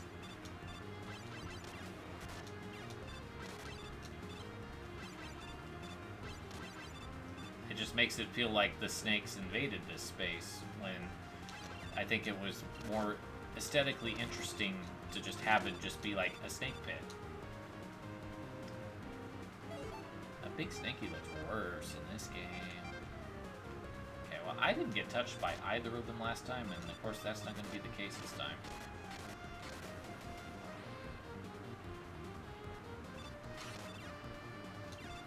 Wow, they shoot a lot faster. I don't like this change. It's actually messing with me in a way that I don't appreciate. I'll pick the one up, though.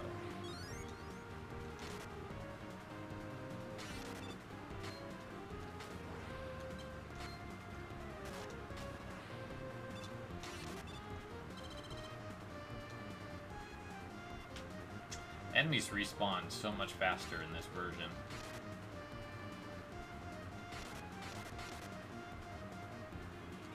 Yeah, they definitely nerfed the Shadow Blade in this game. It is not as good. I don't remember if I... Why is this jump so hard? I don't remember if I said this, but these question blocks only really appeared in this game. Following this, Eddie was introduced to Mega Man 4, and he kind of took that type of role moving forward.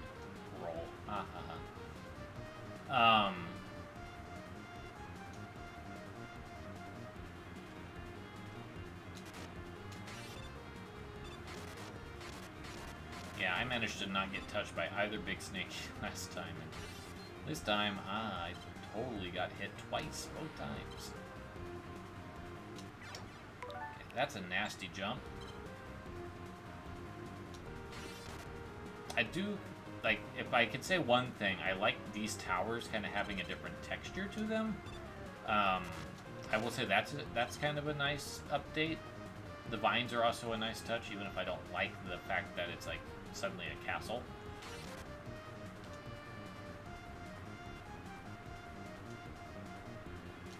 Alright, I'm just going to stand here, so these platforms don't glitch you out anymore. So that's a welcome improvement to this section. I don't have to worry about dying because the platform decides you don't need to be on it anymore.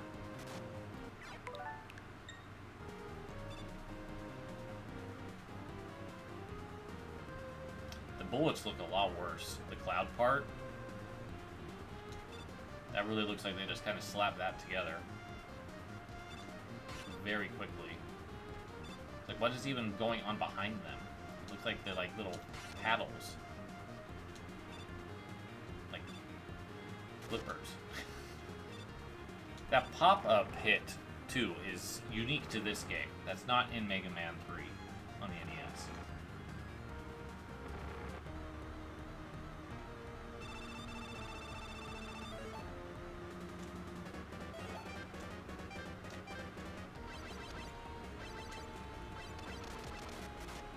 So the needle cannon is still very effective. It does have more of a pause than I remember the NES version having. And I think Snake Man actually took one extra hit. So they made it weaker.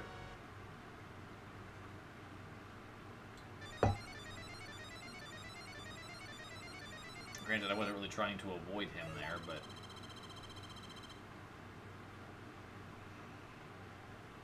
Alright, so on the whole, I think that Shadow Man stage looks fantastic. I think that Hard Man stage looked a lot better. Magnet Man stage was pretty aesthetically similar, but I don't think I like the changes in the other 5 as much. And I think that Snake Man, Top Man, and Spark Man suffer the worst in terms of the aesthetic changes. I just don't think that those were good. Alright, Doc Robot stages.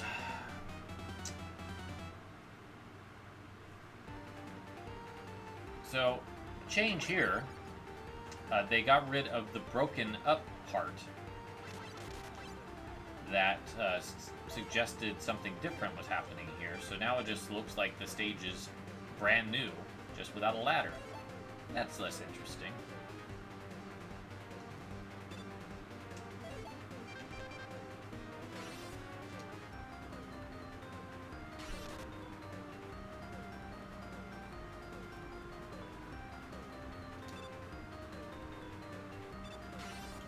Now these things move so fast. It's like that's where all of that's where all the boss speed went, is into these guys. Okay, this is a shitty jump now. Used to be able to just jump on that. Those seem a little bit harder to stand on. Yeah, that's a little bit tougher now because they move differently. That's not good. That's a bad change. These new spikes look cool. I didn't really notice them when I was playing earlier. And not being able to spam the Shadow Blade is a huge detriment to it.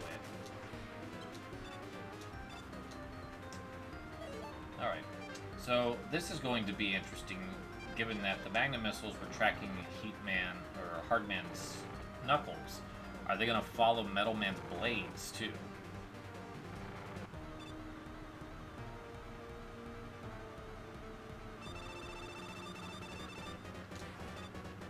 Yes, they are. So this weapon is trash in Wily Wars. It is absolute garbage.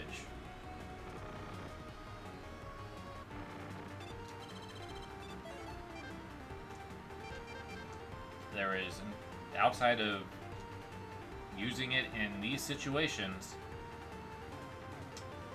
I would almost recommend using something else.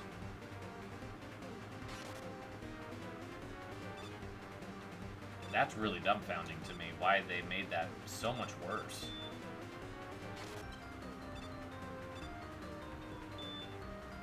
I think probably what happened is they just didn't bother to track or like adjust the tracking element of the Magnet Missiles. They just made them track no matter what, which is kind of lazy.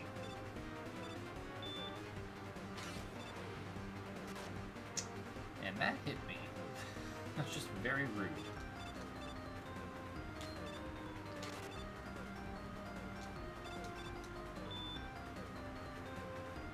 Alright, well, at least we're almost through this stage. That jump feels a lot tighter. So Quick Man was Gemini Laser. I'm not very thrilled about that prospect.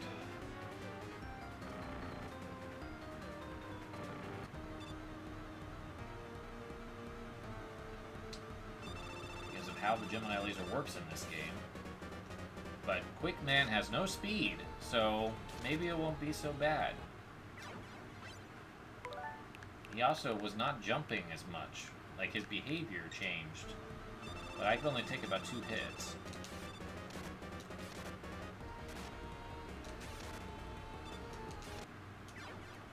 Wow, like, he is a very different boss here. Like, his behavior is so different. It's not what it should be. He's not jumping, he's just running.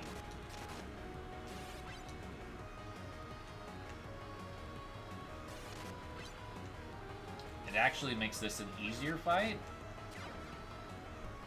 because he doesn't have any speed. He's not quick.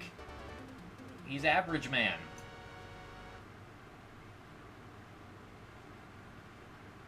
But yeah, they completely redid his AI, and it was for the worse.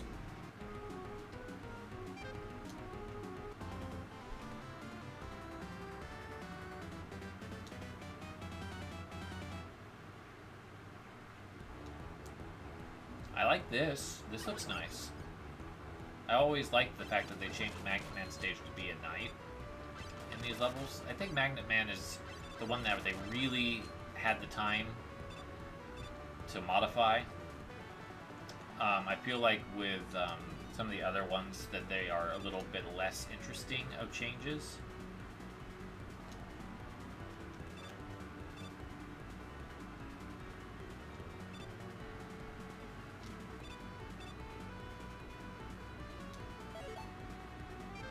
I think I had an easier time this time. Need to not hit the weapon button though. And I'm doing alright on lives, so I think I'm not going to worry too much about trying to track that down.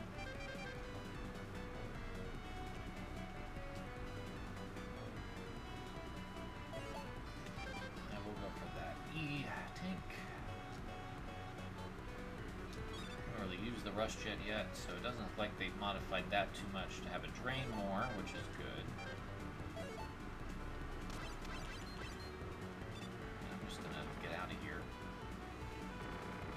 Let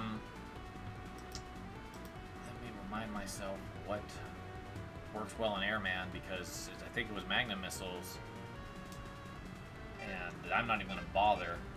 We're going to go Spark Shock and hope for the best. At least my health is almost full.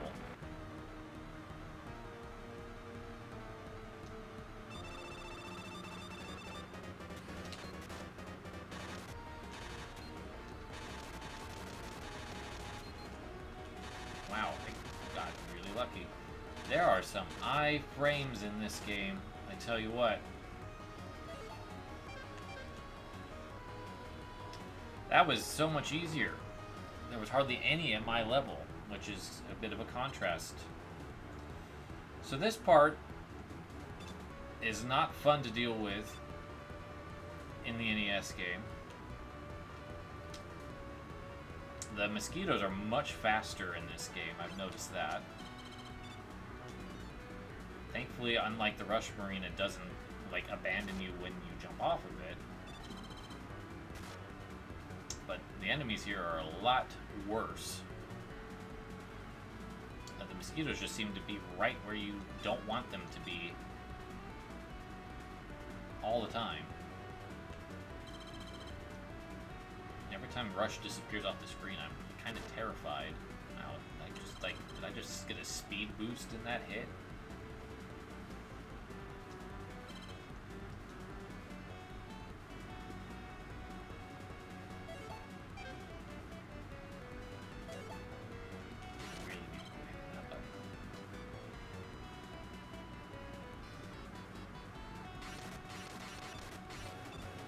Wow, that's so much slower, and the fact that it comes up in the foreground versus the background, that's just weird.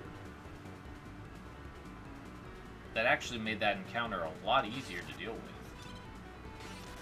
Like, I got hit last time trying to get positioned with the Shadow Blade, and that wasn't even an issue this time.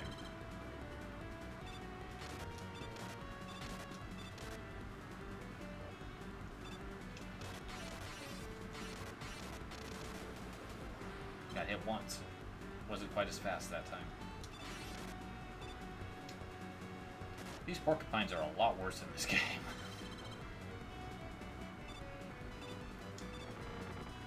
Alright, we are dealing with Clashman, or Crashman. He was weak to Hard Knuckles.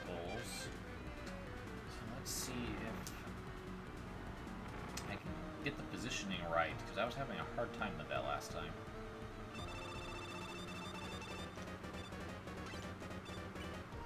Whoa, there is a delay firing those.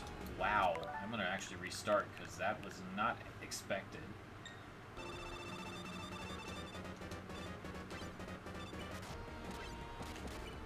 Wow. Well, they made that weapon worse too.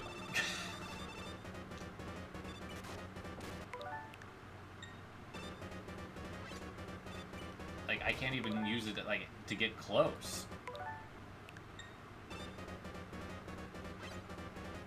He's gone.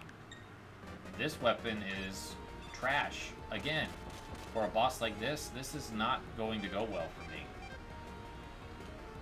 Let's go back to the beginning of the fight. Before walking in. And, let's see.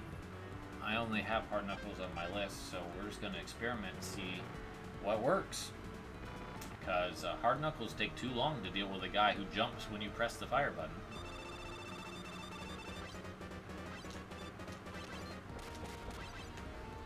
That's decent. That's not great, but it's decent.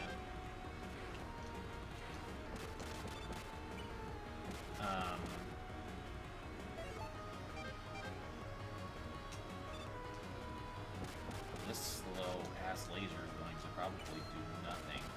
The flash bomb just ate it. Yeah, this is not working.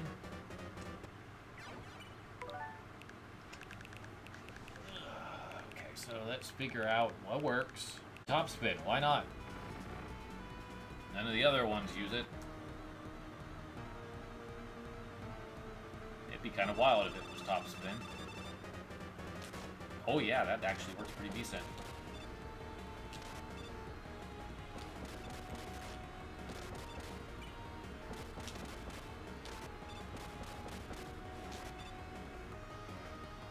Okay, well, for this version, I would recommend top spin.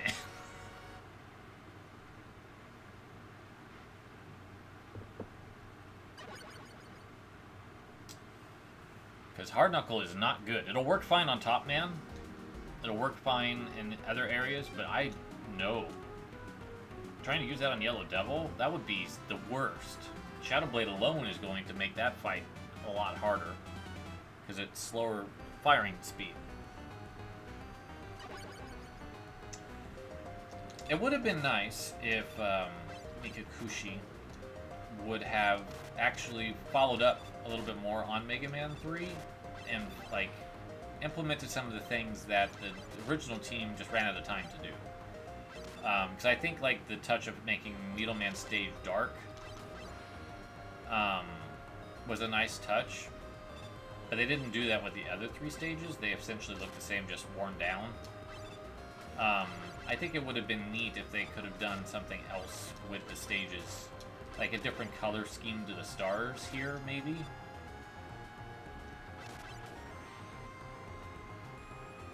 Or like when we get inside, make the colors rotate a different way. Like they're all one color and then they change instead of like the 3 that they are. I'm just getting absolutely destroyed.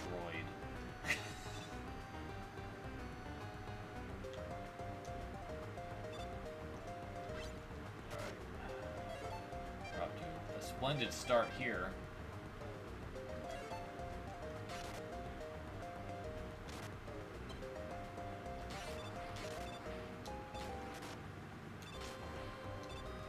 If I get destroyed by the tadpoles, I'm going to be very upset with myself.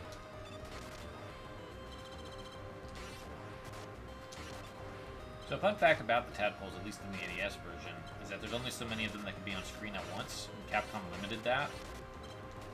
So, I think the max is like 3. So if you have 3 of them out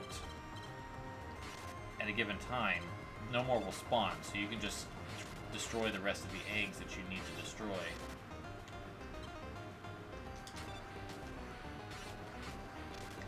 And then you don't have to deal with it anymore.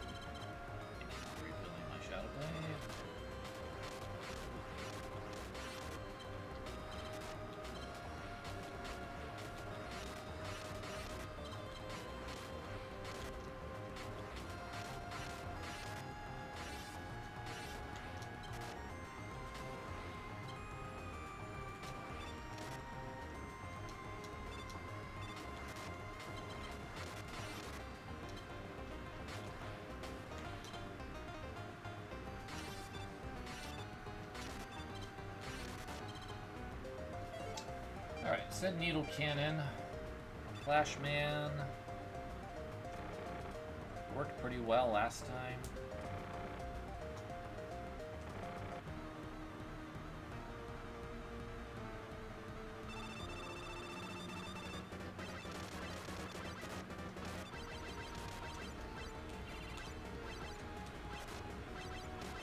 He's a little bit more squirrely in this version. Despite the bigger hitbox, which is just something I realized that Doc Robot is bigger in this version than he is in the NES version.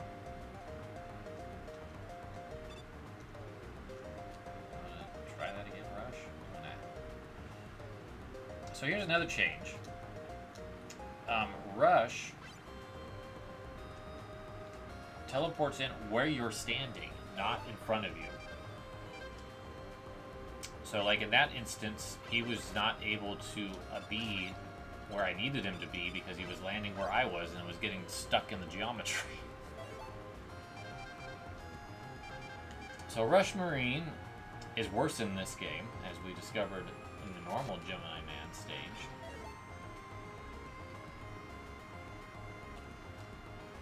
So, I'm not even going to bother to really do anything with it. I'm just going to try to get through here without dying.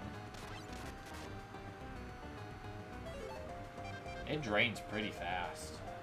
I should probably put a Shadow Blade on. I can deal with these guys, not. Or not, you know. Or not deal with that.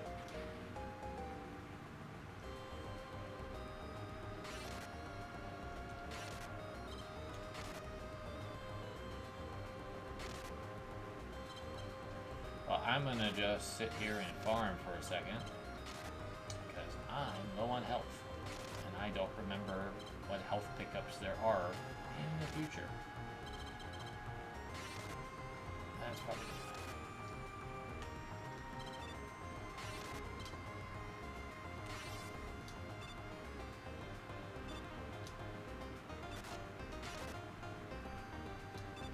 these guys don't actually hit all that hard.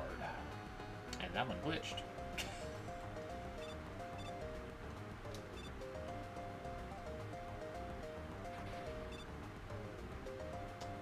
Alright, so as I did before, I'm going to stick with the Shadow Blade.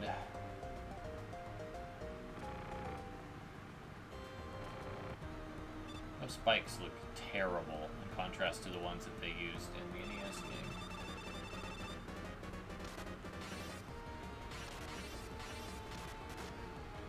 I could, like, literally stand on top of him and he will not hit me other than with the quick little water blast.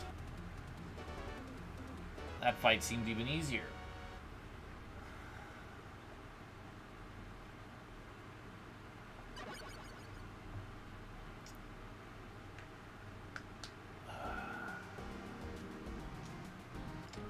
See, I would not be using the hard knuckles on Heatman. And Woodman's gonna probably be awful.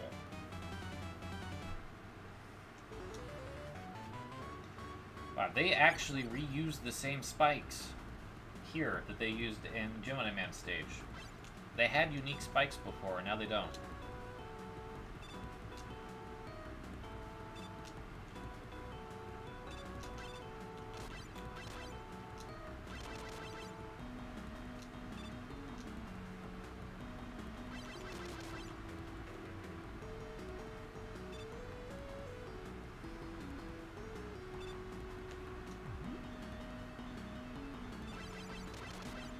Made those guys a lot more jittery.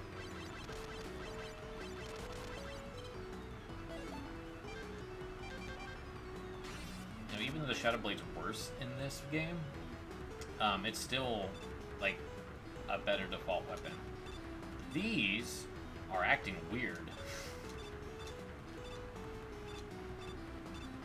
Like, no problems with these two.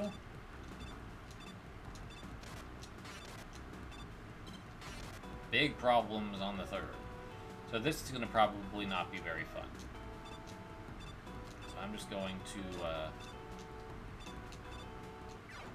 try to do that quickly. Once I got my brain to stop being very confused.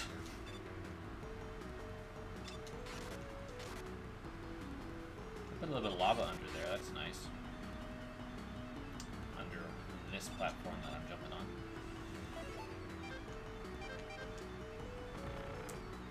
Okay, well, let's see how Woodman is. I have full health, so I have that going for me. I think I was in a worse health state when I fought him last time.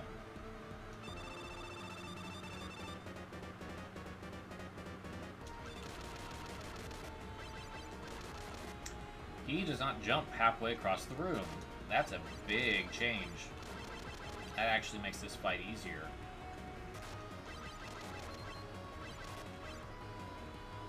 Although he does so much damage. He only hit me like 3 or 4 times and still was like enough to wipe me out almost. Okay, I'm trying to remember what these guys are weak to.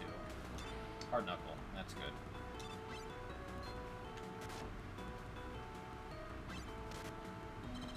This takes so long to fire that.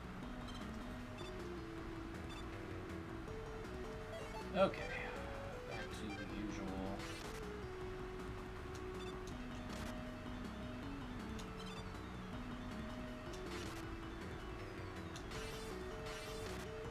rabbit's not jumping right away is throwing me off. That is a definite change in their behavior.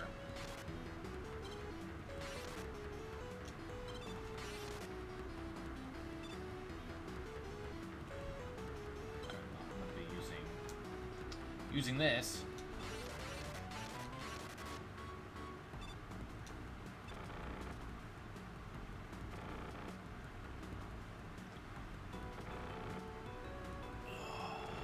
Alright, Heat Man. Let's see how they changed you.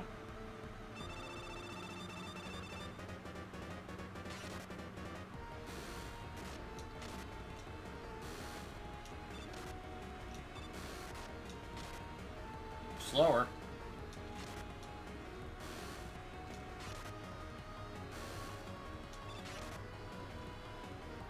Which seems to be the case with just about every boss in this game. They're slower. They're a lot easier to deal with.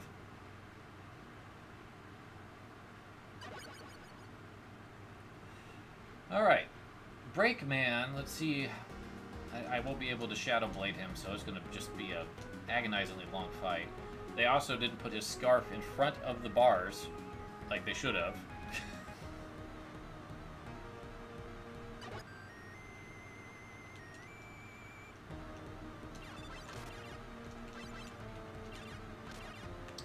He's got more range in his jumps than he did in the NES version. So he's like here a lot faster.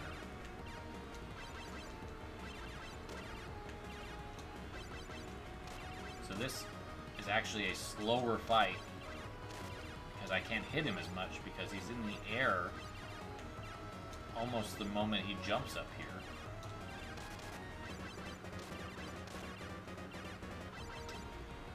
I probably won't get hit unless I just have a little bit of a miss time or I cancel a slide on mistake. But this is a lot. They made Proto Man's health with the Mega Buster ridiculous. This takes so long. This shouldn't take this long because it's not an interesting boss fight. It's meant to inspire intrigue. It shouldn't be that long. I don't know why Mega Man sat there for so long. Oh, Wily, what did they do to Dr. Light? Wow, they really messed him up.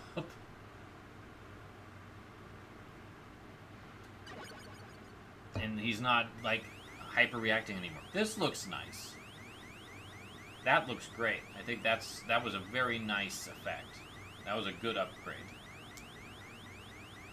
Wily looks pretty good too. There's just some things that they did not 16-bit properly, I will say. Dr. Light was one of them. This almost looks verbatim identical to the NES game with just a little bit more colors attached to it. And I didn't even bother to do the lines, apparently. Oh, there it is. They're just taking their sweet time. Okay, I don't need any more lives. Lives are not an issue I'm having.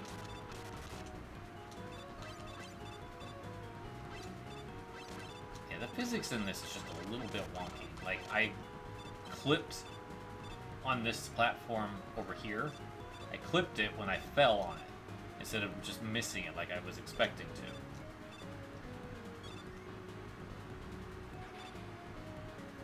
So we should have a gaggle of penguins. There they are. Oh wow, there's the speed. We found the speed. They're in the penguins. What the hell? What the hell? Why do the penguins shoot like bullets? That makes no sense. This looks a little better. I like the red lights. I think that's a nice touch.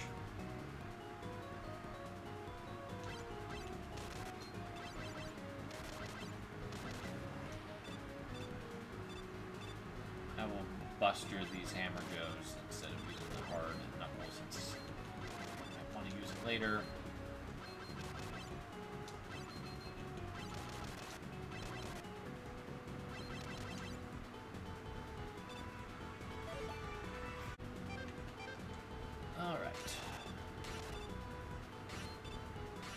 Yeah, like the respawn in this is bananas.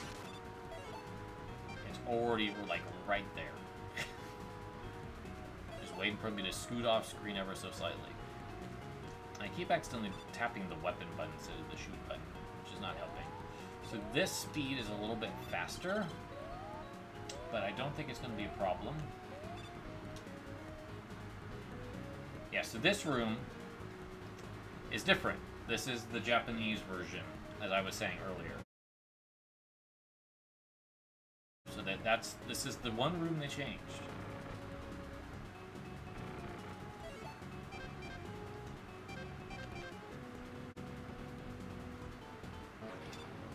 So let's see how effective top spin is here, because it hardly took anything to do it.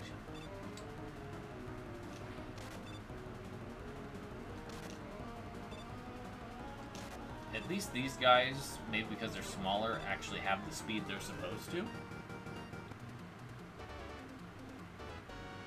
But I think that boss was even easier than the NES version, because it went faster.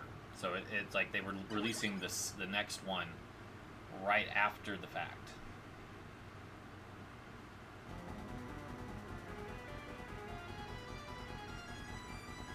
They must have added a bit of music to this, because this takes forever, or they're expecting me to hit A. Or jump, in this case.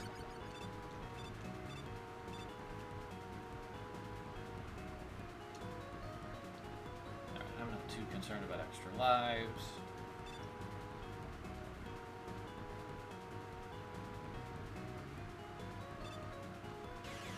So I am not looking forward to the Yellow Devil fight. I think that's going to be just awful in this game with the slower Shadow Blade speed and the basically can't use it in actual combat. Hard Knuckle.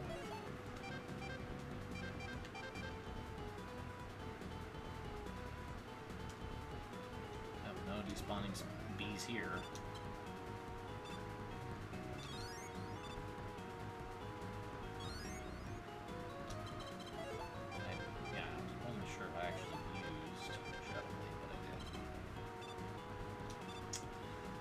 So we'll see how this goes, if there's any speed here.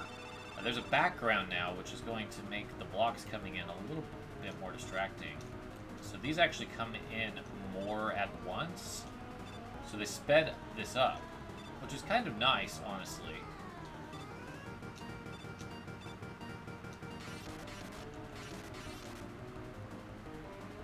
So this will not take as long.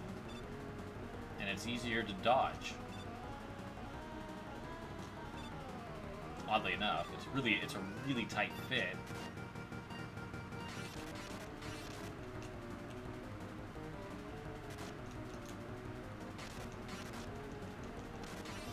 Yeah, this is going to take longer because of the slower Shadow Blade firing rate.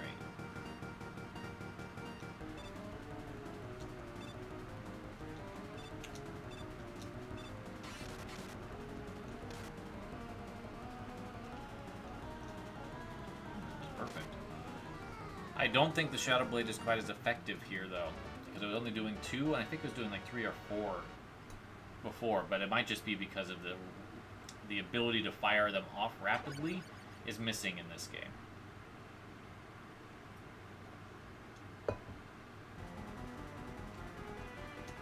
No, it just takes this long to actually do the bar to move for some reason. There must be a music cue that they added to this. I hope so, when I listen to this on playback.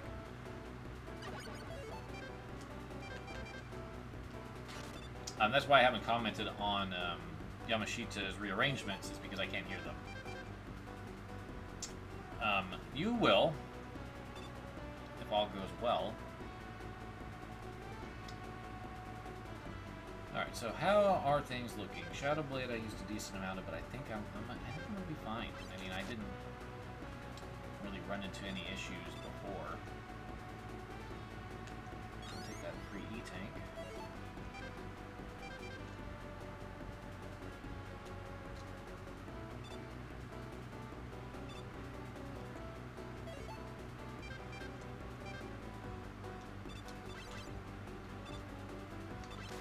the extra life.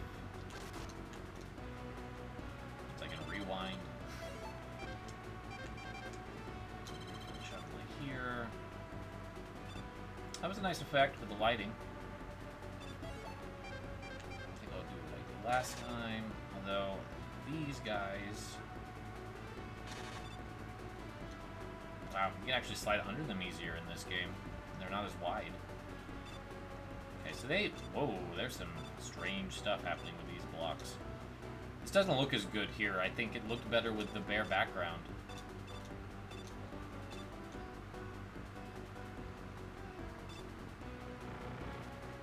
Alright, so hologram. I'm going to see if I can make the top spin one work, because I kind of want to just test it. It's usually top. Wow, this is embarrassingly simple.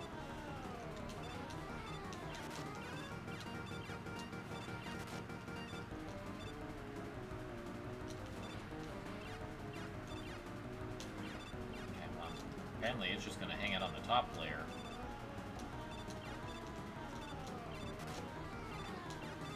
Until I go up there. Or it just doesn't work in this version. Which seems to be the case, because that's the thing with this fight. You don't know which one it is until you actually hit it. So, I will go back, and we'll run with the old tried and true Shadow Blade.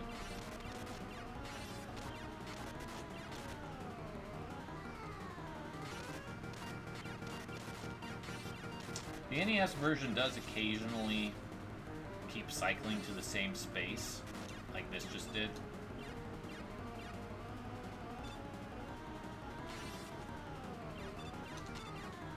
Top.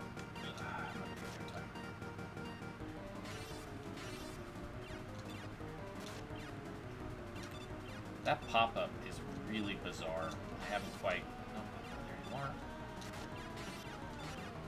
Shadow Blade does not seem to be as effective. Again, because you can't fire it as quickly.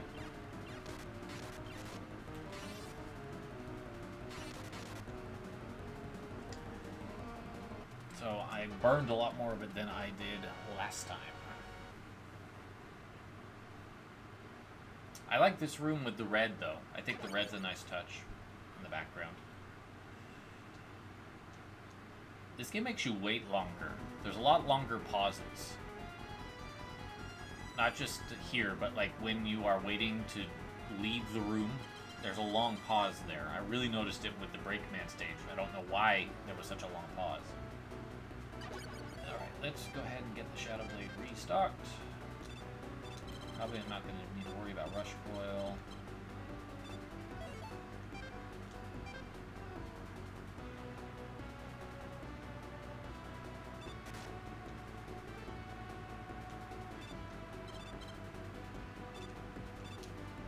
Kind of fun being at the point where I'm not too worried about stuff.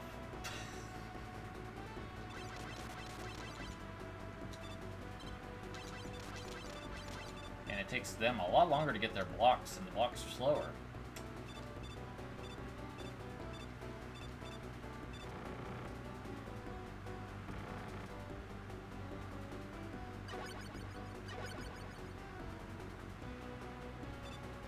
This looks nice.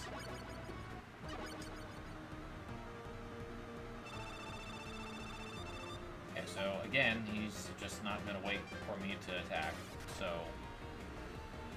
this is going to be an interesting fight, because he's slow, and that speed change is really, really hard for me to just kind of wrap my head around. This the wrong way.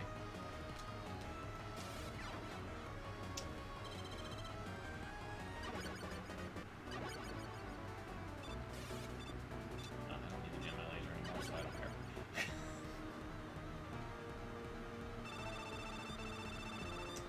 Alright, it was pretty easy with the Spark Shock. I can only imagine that he's going to be agonizingly easy with Shadow Blade. And he was.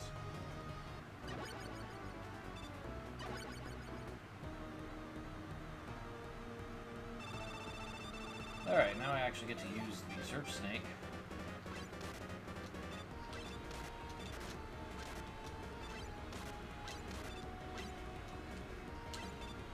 It is funny to me that Gemini Man is the one they gave the speed to. In his second phase. It's a slower phase than his first. I cannot believe how much they ruined the magnet missiles in this game. They are so bad.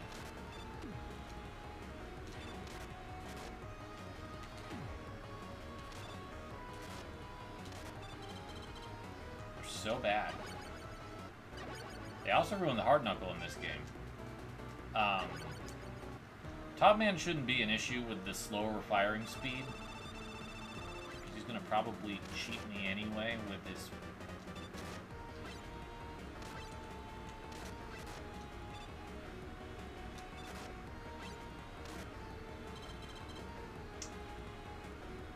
Yeah, I don't like what they did to Top Man. I can't read him anymore because he doesn't do what I expect him to do. Now, Shadow Man was depressing round one. So, look at how slow he fires those. He's gonna kill me because the top spin just has that guarantee.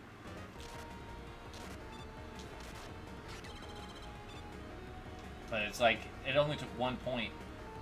It's like they overcompensated.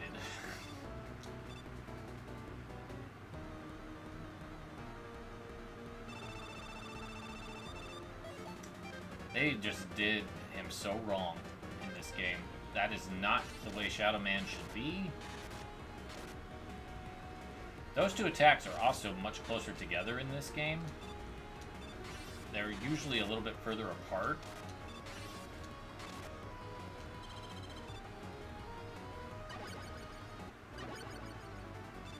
Alright, Snake Man gave me a little bit more trouble in this one for some reason.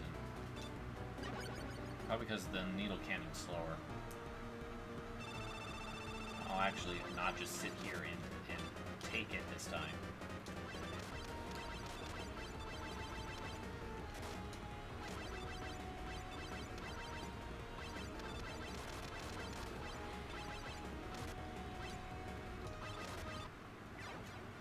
Yeah, the needle cannon is not as good in this game.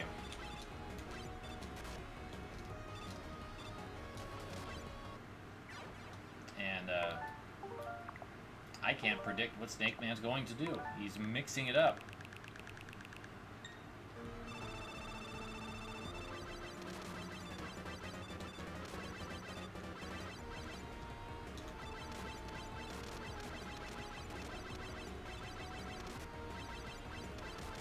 But, I've got his number this time.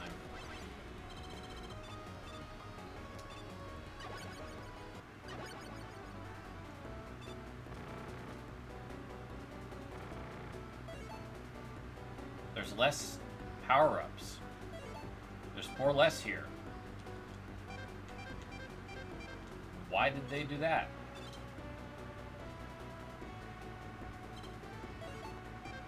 Push outs full. Top speed.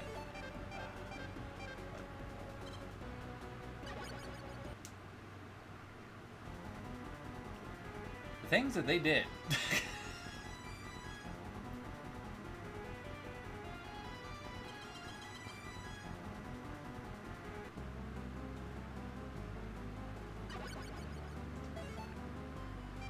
Alright. Good enough. And we'll just see if there's anything fun in these. Nope.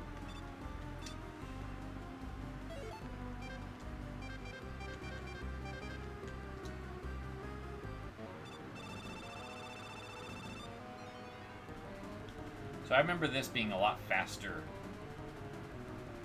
when I watched Smite play, and the turret actually gets on screen a little bit faster. And I think it gets a cheap shot on you because it ducks before, yeah, it ducks before the lifts the leg if you knock it out this way. which is very on brand for this company. And I think I just lost the rush jet. Very on brand for this company. They loved their cheap moves.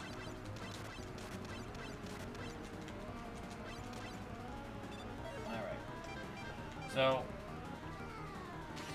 the Shadow Blade works pretty well. As well. If you run out of rush jet, like I did. And that's universal, that's also in the NES game.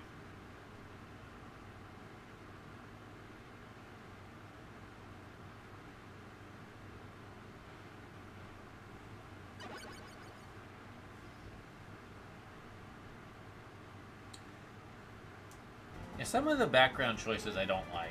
Like that stage I thought always was menacing with the black background, and I know that it was more of a design limitation with the go ahead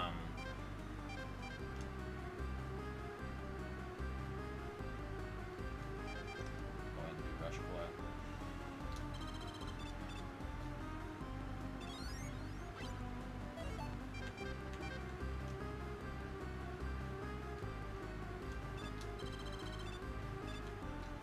I'm not going to need the E-Tank, but I'll grab it anyway. There's actually a platform up there that I don't think is normally there.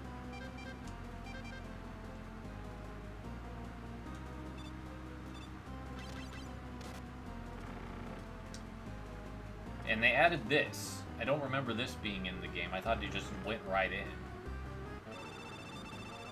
So here's Gamma. Essentially kind of the same deal. Even though the hard knuckles are slower, the same strategy can work.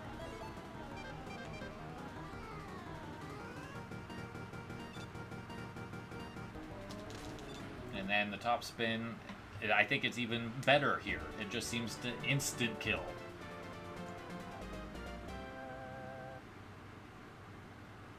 So that rock exploded early. And then they shadowed Proto Man here, instead of having his whole body in shadows, just his red part. So they didn't create a unique sprite for that.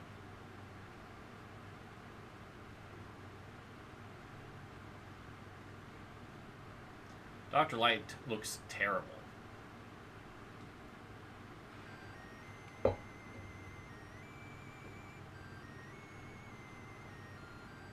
And they've changed how Proto Man's name is. But they get Dr. Light correct, which is the American version of the name. But they got rid of the numbers,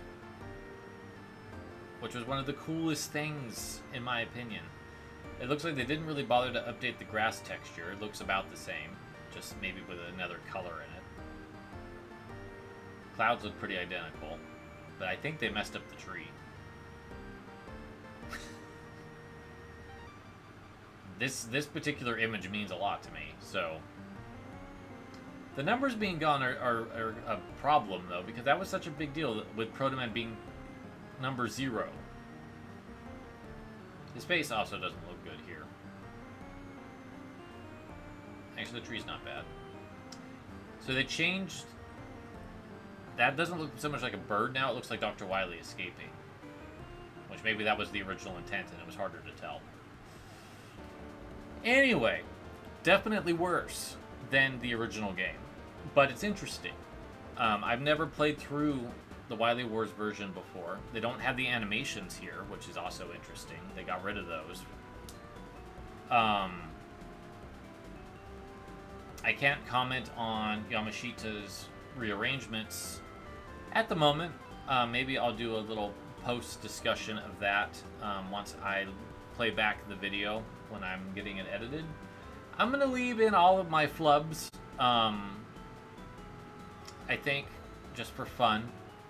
But I played this pretty well, especially once I played through it again in the Genesis one. I think I only had like 2 or 3 deaths, in contrast to the lot more that I had. It is nice that the original credits are here. They didn't change them, at least that I can immediately tell. So that's nice. In the age we live in now, where credits can be very easily erased, and are very often nowadays by everybody, it is nice that these are here.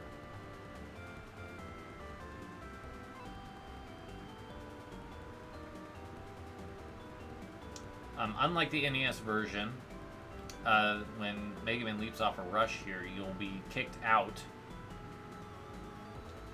eventually to go back to the start screen to save your progress. And then once you beat all 3 of these games, you unlock the Wily Tower mode. I just don't know how long it's going to take for that to happen. There we go.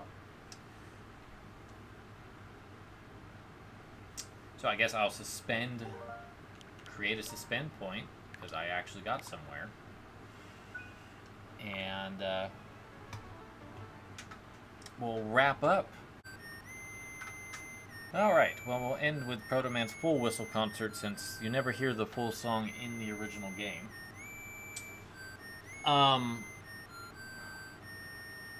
Mega Man 3. Still a wonderful game all these years later. Still one that I treasure very much, and I still think it's one of Capcom's best games. Flaws and all. Playing through the Wily Wars version made me appreciate the NES version even more. It makes me wonder what a properly, carefully handled remake of that game would look like.